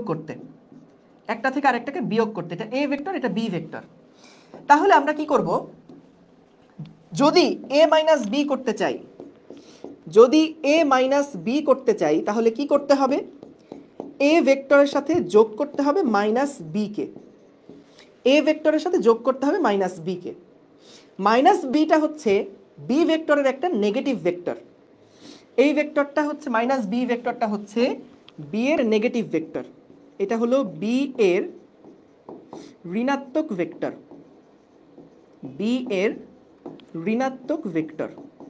ঠিক আছে, এই বি ভেক্টরটা মাইনাস বিটা হচ্ছে বি এর একটা ঋণাত্মক ভেক্টর। তাহলে দেখো a plus minus B, so এইখানে আমাদের যেটা করা লাগবে বলছে এই যে a মাইনাস বি যদি করতে চাই তাহলে এই বি ভেক্টরটাকে তুমি আগে নাও, নেওয়ার পরে এটাকে ঋণাত্মক বানাও। সো ঋণাত্মক মানে কি, মানে বি এর উল্টা বানাতে বলছে। সো বি এর যদি উল্টা বানাই, এইবার আমি দুইটাকে যদি যোগ করি, এ আর বি কে যদি যোগ করি, এটা এ ভেক্টর, এটা হচ্ছে বি ভেক্টর, এইটা হচ্ছে এ ভেক্টর আর বি ভেক্টর। খেয়াল করো, এইটা এ ভেক্টর এবং এটা মাইনাস বি ভেক্টর। তাহলে ভাইয়া লব্ধি কোনটা হবে, লব্ধি হবে হচ্ছে এইটা আদি থেকে শেষ, এইটাকে আমরা বলছি এ মাইনাস বি ভেক্টর। তাহলে একটু খেয়াল করো, এ ভেক্টর কোনটা দেখলাম এবং বি ভেক্টর যেটা, এটাকে যদি আমাদেরকে বলে বিয়োগ করতে তাহলে নর্মাল প্রসেসটা কি, মেথডটা কি, এ প্লাস বি বললে আমরা কি করতাম দেখো তো, যদি বলতো এ প্লাস বি করো, এটা হচ্ছে এ ভেক্টর, এটা হচ্ছে বি ভেক্টর। সো এ প্লাস বি বললে, এ প্লাস বি বললে কিন্তু আমরা এই যে এ থেকে বি পর্যন্ত, এইটা হতো আমাদের এ প্লাস বি ভেক্টর, এইটা হতো আমাদের এ প্লাস বি ভেক্টর। যে এ ভেক্টর আছে বি ভেক্টর আছে, দুইটাকে যোগ করে দিলাম, এটাকে আমি এ প্লাস বি ভেক্টর বলি। কিন্তু এ মাইনাস বি কোনটা, যেটাকে বিয়োগ করতে হবে সেটাকে আগে আমরা ঋণাত্মক বানায় ফেলবো বা বা উল্টায় ফেলবো, কে জানি একটা গানের লাইন লেখছে, বা এটাকে আমি উল্টায় ফেলবো। সো উল্টায় যদি ফেলি, এ এবং মাইনাস বি এই দুইটা ভেক্টরের যদি লব্ধি করা হয় তাহলেই কিন্তু হয়ে যাবে দুইটা ভেক্টরের বিয়োগফল। ঠিক আছে, ক্লাসের হ্যান্ড নোট কেউ একটু ইনবক্সে দিন, আমি নোট তুলতে মানা করছি, নোট তোলার কিছু নাই এখানে, খালি খালি সময় নষ্ট। সো তুমি এখানে আমার সব কিছু লেখা আছে, এখনো পর্যন্ত নোট তোলার মতন কিছু আমি করাইনি, সব কিছু যেগুলো দেওয়া আছে এগুলো কিন্তু ক খ এর জন্য বেশি গুরুত্বপূর্ণ, সেজন্যই আগে একবার করে একটু পড়ায় নেওয়া। ঠিক আছে, তো নোট তোলার জন্য পাগল হয়েও না, এগুলা ক্লাস শেষ হওয়ার পরে তোমরা পুরা জিনিসটা কিন্তু পেয়ে যাবা। ঠিক আছে, পুরা জিনিসটা পেয়ে যাবা। কয়টা পর্যন্ত চলবে, 3.5 ঘন্টা ধরে রাখো, এর আগেও শেষ হয়ে যেতে পারে, আবার কিছু বেশিও হতে পারে। ঠিক আছে ভাইয়া, মেথ করান মেথে আমরা যাব, অনেক মেথ করব আমরা। ঠিক আছে, কোনো চিন্তা করো না, সব কিছু করানো হবে। সো একটা সিকোয়েন্সে আসতেছি, চ্যাপ্টারের শুরুর থেকে শুরু করছি, শুরুতেই তো আর ম্যাথ নাই। সো শুরুতে যে যে টপিকগুলো থেকে প্রশ্ন আসে সেগুলো প্রত্যেকটা জিনিস দেখাইছি, এবং প্রত্যেকটা জিনিস কিন্তু গুরুত্বপূর্ণ, কোনো জিনিসই ফালতু না। যা কিছু পড়াইছি এগুলো সব বিগত বছরে আসা প্রশ্ন। তাই ক খ যদি পারতে চাও তাহলে অস্থির হওয়া যাবে না। এই অস্থিরতার জন্য কিন্তু দেখা যাবে গ ঘ পারতেছো, ক খ পরে মিস হয়ে যায়। আর ক খ মিস হলে কি হয়, দেখা যায় যে বুয়েটে যখন একটা মার্ক যাবে যে 93% বা 94% বা 88% কিছু একটা যদি চায়, তখন কিন্তু একটা রিস্ক থেকে যায়। এই জন্য রিস্কের মধ্যে বস যাওয়া যাবে না। ওকে, সো এখানে দেখলাম তাহলে বিয়োগটা কি হলো, যেই ভেক্টরটাকে বিয়োগ করব বা বাদ দিব সেইটাকে আগে আমরা উল্টাবো, মাইনাস বানাই দিব। মাইনাস মানে কি, বিপরীত দিকে। সো নতুন একটা ভেক্টর পেলাম মাইনাস বি, এখন এই এ এবং মাইনাস বিটা যোগ করে দিব, শেষ। এখন এই এ এবং মাইনাস বি যোগ করে দিব। সো যোগ করার নিয়ম কি, প্রথম ভেক্টরের আদি থেকে শেষ ভেক্টরের শেষ, এই তো প্রথম ভেক্টরের আদি থেকে শেষ ভেক্টরের শেষ, আদি থেকে শেষ, এটাই হচ্ছে A minus B vector. Very good. সামান্তরিক সূত্র, এইবার আসো, এইখানে আমাদের মোটামুটি পড়াশোনা শুরু হচ্ছে। ঠিক আছে, এবং খাতা কলম রেডি করো, এখান থেকে মূলত যা কিছু লিখবো সেগুলো একটু খাতায় তুলে ফেলবা। ঠিক আছে, এখন থেকে যা কিছু লিখবো সেগুলো খাতায় তুলে ফেলা লাগবে। ওকে, সো দেখো আমরা এখানে প্যারালেলোগ্রাম ল বা সামান্তরিক সূত্র, এখানে যেটা বলে দুইটা ভেক্টর দিয়ে, এই যেরকম দুইটা ভেক্টর আছে, দুইটা ভেক্টর দিয়ে আমরা যদি একটা সামান্তরিক আঁকতে পারি, সামান্তরিকে তো আমরা জানি বিপরীত বাহুগুলো সমান হয়, দুইটা ভেক্টর দিয়ে যদি আমরা একটা সামান্তরিক এরকম ড্র করতে পারি, এই সামান্তরিকের কি বস একটা কর্ণ থাকবে না, একটা কর্ণ না দুইটা কর্ণ থাকে। যদি এই দুইটা সামান্তরিক, একটা সামান্তরিক আঁকছি, সামান্তরিকের দুইটা সন্নিহিত বাহু, সন্নিহিত মানে কি পাশাপাশি বাহু, যেমন এই বাহুটার সন্নিহিত বাহু এটা হতে পারে, অথবা এই বাহুটার সন্নিহিত বাহু এটা হতে পারে। সন্নিহিত মানেই হচ্ছে একটার পাশেরটা। এই দুইটা কিন্তু সন্নিহিত বাহু না। তাহলে দেখো কি বলছে, কোন সামান্তরিকের একটা কৌণিক বিন্দু থেকে অঙ্কিত সন্নিহিত বাহুদ্বয়, দেখো এটা একটা কৌণিক বিন্দু, এইটা কিন্তু একটা কৌণিক বিন্দু। সো কৌণিক বিন্দু থেকে অঙ্কিত সন্নিহিত বাহুদ্বয়, এইটা একটা বাহু এবং এইটা আরেকটা বাহু। সো দুইটা সন্নিহিত বাহুদ্বয় যদি কোনো কণার উপরে একই সময়ে ক্রিয়ারত দুইটা সমজাতীয় ভেক্টরকে নির্দেশ করে, তার মানে এই দুইটা ভেক্টরের কথা বলছে। এটা মনে করো পি ভেক্টর বললাম এবং এটাকে কিউ ভেক্টর বললাম। কি বললো, সামান্তরিকের কৌণিক বিন্দু থেকে অঙ্কিত দুইটা সন্নিহিত বাহু। আবার দেখো সামান্তরিকের কৌণিক বিন্দু থেকে দুইটা সন্নিহিত বাহু বরাবর অঙ্কিত দুইটা ভেক্টর যদি একই বস্তুর উপরে কাজ করে, তাহলে ওই বিন্দু হতে সামান্তরিকের যে কর্ণটা হবে সেটাই হচ্ছে এই দুইটার লব্ধি, পি আর কিউ এর লব্ধি, এটাই হচ্ছে আর। পি আর কিউ এর যে লব্ধি এটাই হচ্ছে আর। আমরা তো এতক্ষণ বিভিন্ন জ্যামিতিক উপায়ে ভেক্টর যোগ করা শিখলাম, ত্রিভুজ সূত্র, তারপরে আমাদের হচ্ছে সাধারণ সূত্র, বহুভুজ সূত্র, এগুলো শিখলাম। এখন আমরা একটু ম্যাথমেটিক্যালি বের করতে চাই যে পি এর মান যদি সামথিং নিউটন হয়, তারপরে হচ্ছে যদি কিউ আরেকটা নতুন ভেক্টর হয়, তাহলে পি এবং কিউ এই দুইটার যে লব্ধিটা হবে সেই লব্ধি ভেক্টরের মানটা কত হবে, সেইগুলো আমরা বের করতে চাই। এই ব্রেক কি লাগবে নাকি? ব্রেক টেক দরকার নেই। হ্যাঁ, এত অল্প পড়ায় কি আবার ব্রেক দরকার আছে? আমি তো একটা ব্রেক, আমি কি পড়াচ্ছি নাকি? আমি তো ব্রেকের মধ্যেই আছি, এটাই তো ব্রেক। কোনো কিছু লেখা নাই, কিছু নাই, মনে হচ্ছে মুভি দেখতেছো। ঠিক আছে, বাসায় থাকা সিনেপ্লেক্সে থাকা এখন একই কথা। মুভি দেখতে দেখতে ব্রেক হয় নাকি কখনো? ব্রেক হয় না তো, লাগবে না। গুড, এই তো সাব্বাস, এটাই তো শুনতে চাই। Very good. সো দেখো ব্রেক, এটাই কিন্তু মুভি চলতেছে ভাই, এটা ব্রেক কিন্তু দেওয়াটা আমার দরকার নাই। ঠিক আছে, ওকে ভাইয়া দেখো। সো এখানে আমাদের দুইটা ভেক্টর, কি বললাম, একটা সামান্তরিকের, এটা কিন্তু বিবৃতি করা আসে যে সামান্তরিক সূত্রটা বিবৃতি করো। সো তখন বিবৃতি করার সময় কিন্তু বাস এগুলা ভাষাগুলা ঠিক রাখতে হবে। তো কি বলছে দেখো, কোন সামান্তরিকের একটা কৌণিক বিন্দু হতে, এই যে একটা সামান্তরিক, এই কৌণিক বিন্দু হতে অঙ্কিত দুইটা সন্নিহিত বাহু, সন্নিহিত মানে পাশাপাশি বাহু, সন্নিহিত বাহুদ্বয় যদি কোনো কণার উপরে একই সময়ে ক্রিয়ারত দুইটা সমজাতীয় ভেক্টর নির্দেশ করে, মানে কি বলছে, এই সামান্তরিকের যে কৌণিক বিন্দু সেটা দিয়ে যে সন্নিহিত দুইটা বাহু গেছে, এই বাহু দুইটা যদি দুইটা ভেক্টর নির্দেশ করে, তাহলে যে কর্ণটা আমরা পাবো সেই কর্ণটাই হচ্ছে আসলে এই দুইটা ভেক্টরের লব্ধি নির্দেশ করছে। এখন বস একটু খেয়াল করো, এইখানে আমরা, এটা কিন্তু ত্রিভুজ সূত্রটাও সাপোর্ট করে।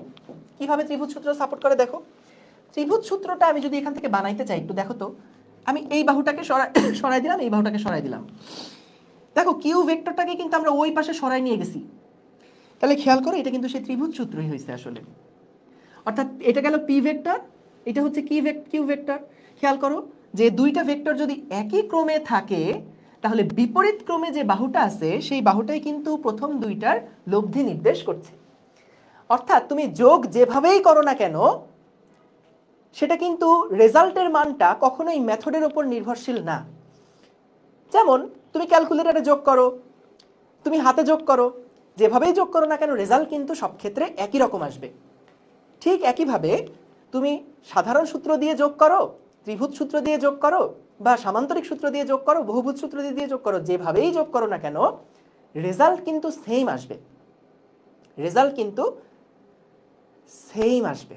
ঠিক আছে, ওকে। সো তাহলে এখানে আমরা যেটা দেখলাম যে আর যেই ভেক্টরটা আছে, এই আর ভেক্টরটা কিন্তু পি আর কিউ এর লব্ধি, এবং এখান থেকেও আমরা এটা পেলাম। এখন আসো প্রশ্ন ভাই মোটামুটি কিভাবে আসে।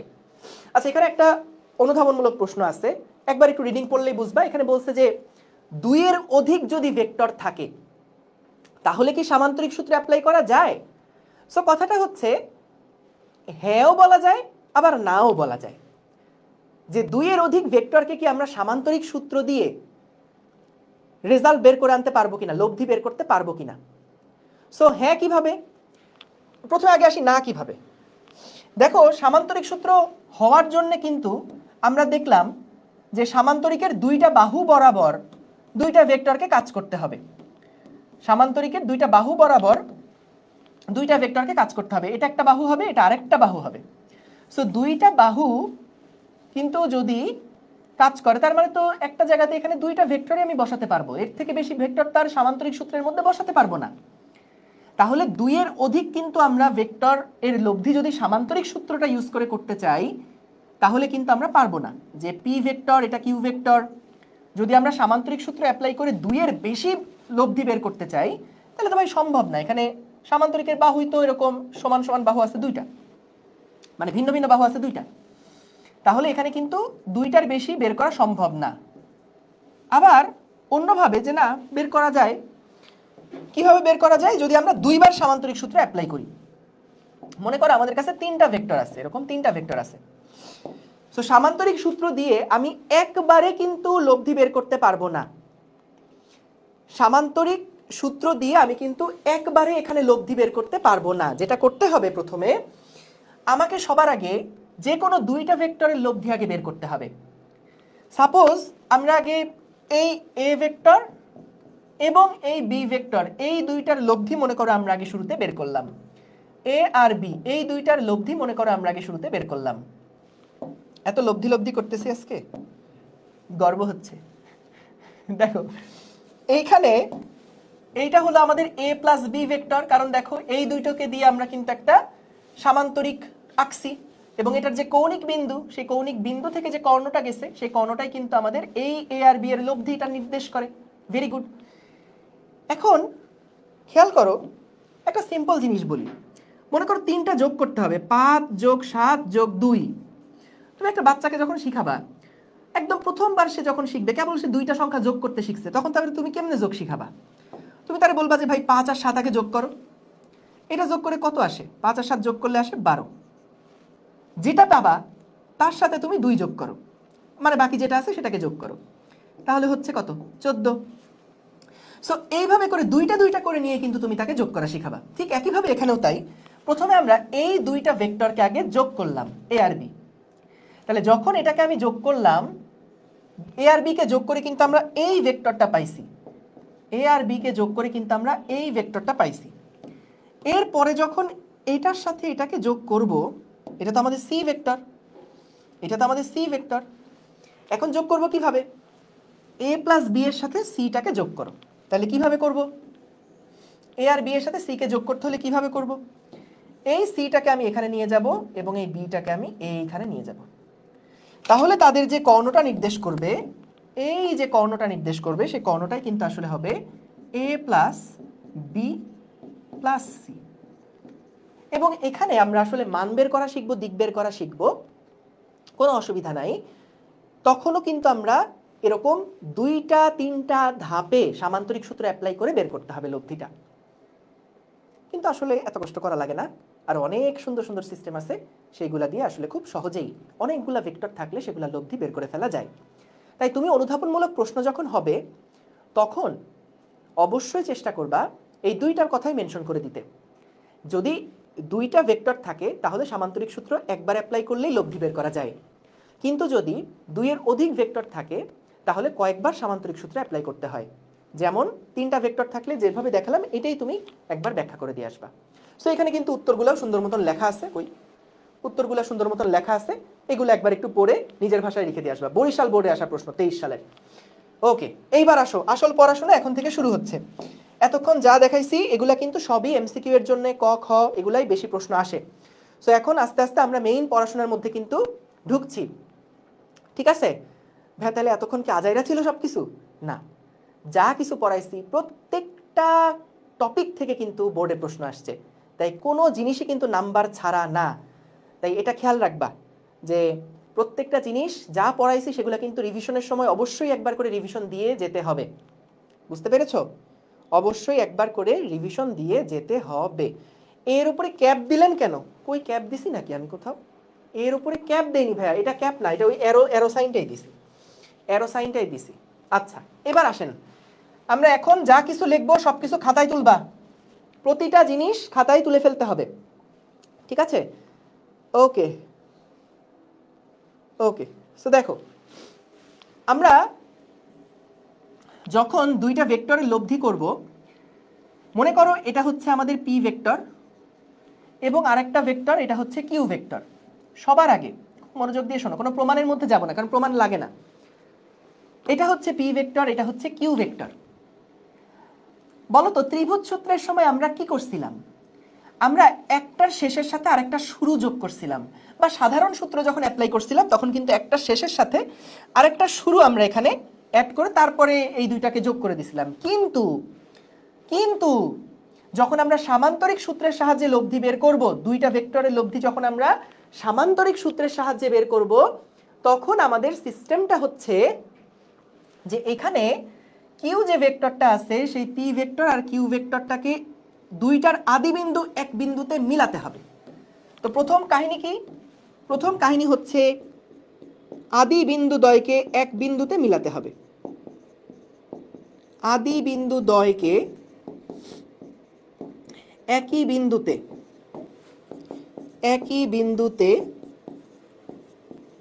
মিলাতে হবে।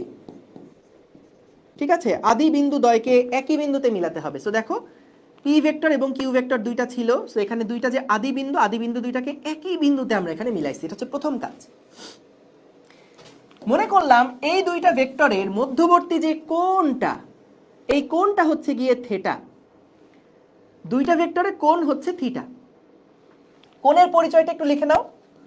কোণ হচ্ছে থিটা, যেটা সেটা হচ্ছে ভেক্টর দ্বয়কে, প্রত্যেকটা জিনিস খাতায় তোলো কিন্তু এগুলো, ভেক্টর দ্বয়ের আদি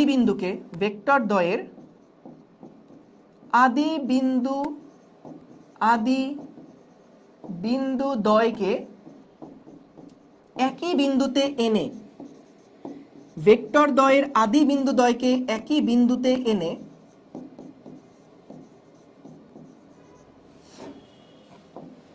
মধ্যবর্তী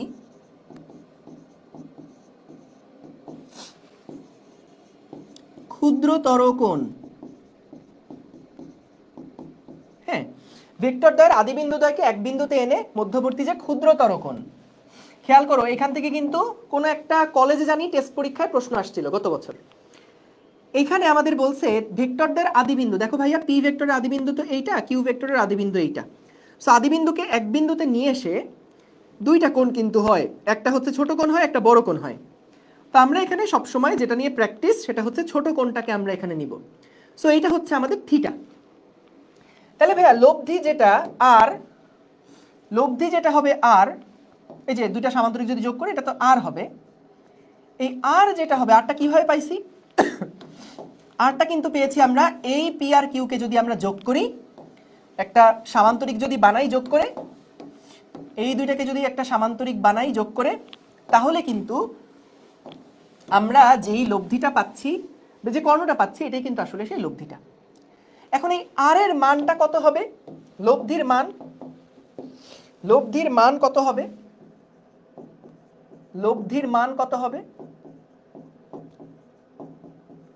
লব্ধির মান আর সমান সমান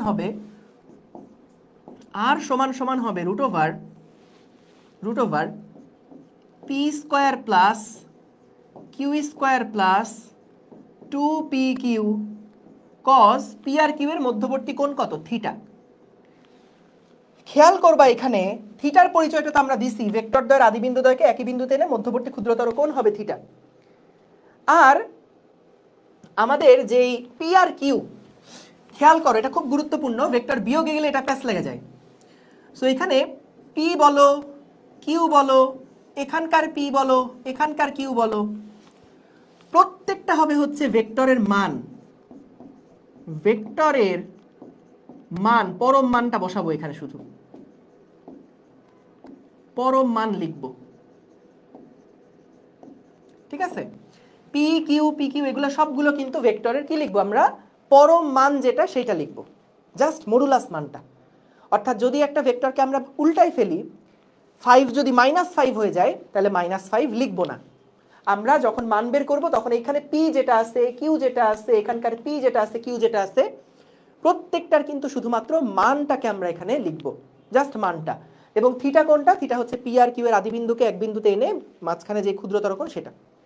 একজন বলছে ভাই এটা আলফা হবে, এটা থিটা দিছেন কেন, এটা তো আলফা। আরে ভাইয়া এই আলফা থিটার চক্করে পড়ে থেকো না।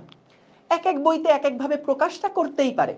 আমি এখানে যদি পি কিউ না দিয়ে যদি আমি এ বি দিয়ে সূত্রটা লিখতাম তাহলে কি আমার সূত্রটা ভুল হতো? যদি এটা এ দিয়ে নির্দেশ করতাম, এটা যদি বি দিয়ে নির্দেশ করতাম, তাহলে কি আমাদের সূত্রটা ভুল হতো? হতো না কিন্তু। সো ঠিক একইভাবে এখানে কিন্তু আমরা যেমন এ বি না দিয়ে পি কিউ দিছি, থিটা কোনটা এইটা বোঝাটা গুরুত্বপূর্ণ। এটাকে কি আলফা দিয়ে প্রকাশ করলাম, নাকি থিটা দিয়ে প্রকাশ করলাম, না বিটা দিয়ে প্রকাশ করলাম, এটা মোটেও ম্যান্ডেটরি না। সো তোমাকে নোটেশনটা কি বোঝাচ্ছে এটা ভালো মতন আগে বুঝতে হবে। আমি ইচ্ছা করে এখানে আলফা না দিয়ে থিটা দিছি যাতে করে এই প্রশ্নটা তোমাদের মধ্যে আসে। বুঝতে পারছো? ওকে। না ফাহিম শাহরিয়ার, আয়ত একক ভেক্টর তাহলে শুধু 3D এরকম বলে কোনো কথা নাই। একক ভেক্টর যেটা মানে আমাদের যে কোনো একটা একক ভেক্টর, এটা কিন্তু আই জে কে এই তিনটা দিক বরাবর কাজ করছে। কিন্তু যখন আমরা র্যান্ডম অন্য একটা ভেক্টর নিব, সেটা কিন্তু ওই শুধুমাত্র এক্স অক্ষের দিকেও হতে পারে, শুধুমাত্র এক্স ওয়াই অক্ষের দিকেও হতে পারে, অথবা এক্স ওয়াই এর মাঝখানের দিকেও যে কোনো একটা একক ভেক্টর হতে পারে। ঠিক আছে? সো এটা সব কিছুই হতে পারে। ওকে, আলফা হলে ইজিলি গ্র্যান্টেড, হ্যাঁ, কিন্তু ওই যে ওই মাইন্ডসেট রাখা যাবে না যে শুধু আলফাই ওখানে বসতে পারে, এরকম কিছু কিন্তু নাই। মূল আইডিয়াটা কি? মূল আইডিয়াটা হচ্ছে যে আমাদের এখানে যে থিটাটা, এটার পরিচয়টা কি? পরিচয়টা হচ্ছে ভেক্টরদ্বয়ের আদিবিন্দুকে একই বিন্দুতে এনে মধ্যবর্তী ক্ষুদ্রতর কোণ যেটা, সেটাকে আমাদের বসাতে হবে। থিটার বিষয়টা এই তো, এটাই তো বললাম। থিটাটা আচ্ছা, আলফাটা সোজা, high high high high high high high high high high high high, আলফাই চাই তোরা, আলফাই চাই, কোনো সমস্যা নাই, এটা একই জিনিস। ঠিক আছে? ওকে। সো তাহলে আমরা এইখানে দেখো দুইটা ভেক্টর এর যে আদিবিন্দু তাদেরকে এক বিন্দুতে স্থাপন করে মধ্যবর্তী যে কোণ, এই পুরো কোণটাকে আমরা বলছি কিন্তু থিটা, পুরো কোণটাকে আমরা বলছি থিটা। সো এটা যদি আলফা হয় তাহলে আলফা, এটা থিটা হলে এটা থিটা। মেইন আইডিয়াটা মাথায় রাখো, ভেক্টরদের আদিবিন্দুকে একই বিন্দুতে এনে মধ্যবর্তী যে ক্ষুদ্রতর কোণ হবে সেটা। তোমরা যদি ওই যে সংখ্যা দিয়ে মুখস্থ করতে যাও বা নোটেশন দিয়ে মুখস্থ করতে যাও, ওটাও ভালো, কোনো অসুবিধা নাই, কিন্তু আলফার পরিচয়টা কি? তোমরা যেভাবে আলফা পড়ছো আমি জাস্ট ওইটার জায়গায় থিটা বসাই দিছি, আর কিচ্ছু না। ঠিক আছে? আর কিচ্ছু না। ওকে। কস থিটাই কেন হলো ভাইয়া, এটা প্রমাণ করে আসছে। সো প্রমাণটা আসলে আমাদের ইন্টারে একদমই লাগবে না, মানে এইচএসসি পরীক্ষার জন্য লাগবে না, এগুলো একাডেমিক ক্লাসে দেখাই, এগুলো বোর্ড পরীক্ষায় কখনো আসে না প্রমাণ। সো এই জন্য প্রমাণটা স্কিপ করছি। ওকে, ঠিক আছে। দেখো এবার আসো যে আমরা যদি ভেক্টরের দিক বের করতে চাই, লব্ধির যদি দিক বের করতে চাই, যদি আমরা এটা তো মান বের করলাম, এইবার যদি আমরা লব্ধির দিক বের করতে চাই, লব্ধির দিক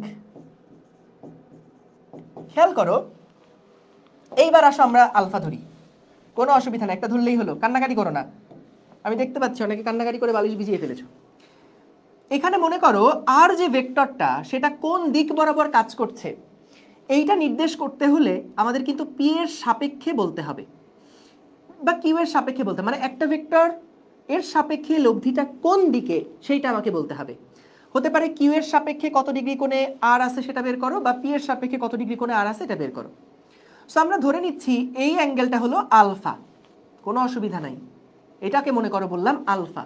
তাহলে আলফার মানটা আমরা কিভাবে করে নির্ণয় করি? দেখো tan আলফা এইটা সমান সমান হচ্ছে tan মানে কি? tan মানে কিন্তু sine something by cos something, এরকম কিন্তু লেখাই যায়, সাইন বাই কস। এখন এই আর ভেক্টরের অ্যাঙ্গেলটা যার সাথে, কার সাথে? পি এর সাথে না? আর ভেক্টরের কোনটা কার সাথে? আলফাটা কার সাথে আমরা নিছি? এই যে আলফাটা আমরা বের করব, আলফাটা পি এর সাথে, কিন্তু কিউ এর সাথে না। কিউ এর সাথে হলে এইটা হতো, এটা হতো কিউ এর সাথে কোণ, কিন্তু আমরা আলফাটা নিছি কার সাথে? পি এর সাথে আর এর কোণ। তাহলে এই যে কোণটা যার সাথে আছে সেইটাকে আমরা নিচে একা একা রাখবো, এটা হচ্ছে পি। অ্যাঙ্গেলটা যার সাথে তাকে আমরা একা একা রাখবো। অনেকে ছন্দে ছন্দে বলে যার সাথে অ্যাঙ্গেল সে থাকবে সিঙ্গেল, যার সাথে অ্যাঙ্গেল আলফা যার সাথে, সে একা একা এখানে বসে থাকবে, পি হিসেবে বসে থাকবে। এবং আমাদের এটার সাথে দেখো কিউ হবে, যেহেতু পি বসে গেছে পি আর অন্য কোথাও বসবে না, তাহলে আরেকটা ভেক্টর কি আছে, কিউ আছে, কিউ এদের সাথে গুণ হয়ে যাবে। এবং এখানে তো আর আলফা বসার সম্ভাবনা নাই, এখানে তো আর আলফা বসবে না, এখানে কে বসবে? তাদের মধ্যবর্তী যে কোণ আছে সেটা থিটা, মধ্যবর্তী যে কোণ আছে থিটা, এই থিটা বসবে। ঠিক আছে, ভয় পেও না যে ভাইয়া এটা বইতে আলফা আছে থিটা আছে, ঠিক আছে? আচ্ছা বেশিরভাগ স্টুডেন্ট যেভাবে পড়ছে, কেন ওরা কি আমার কথা শুনে না? আমি কি বলিনি? এই যে এখানে মেইন আইডিয়াটা মাথায় রাখতে হবে। মেইন আইডিয়াটা হচ্ছে কজের ভিতরে কে বসবে, থিটা না আলফাটা বাদ, কজের ভিতরে কে বসবে? পি আর কিউ এর মধ্যবর্তী যেই কোণটা, যাদেরকে নিয়ে তুমি সূত্রটা লিখছো তাদের মধ্যবর্তী কোণটা এখানে বসবে। এই আইডিয়াটা মাথায় রাখলেই কিন্তু হবে, ঠিক আছে? এবং তারপরে কি, যে আমরা যখন আলফা বের করছি, আলফা যখন বের করছি তখন হচ্ছে এখানে tan আলফা সমান সমান Q sine theta divided by P plus Q cos theta. আর তোমার যদি একান্তই মনে রাখতে খুব কষ্ট হয় যে না ভাই আমার কলিজা টুকরা টুকরা হয়ে যাচ্ছে, মাথায় কিডনি চড়ে বসছে, যদি এরকম হয় তাহলে তুমি আলফা থিটা যেভাবে করে মুখস্থ করে আসছো সেভাবে করতে পারো।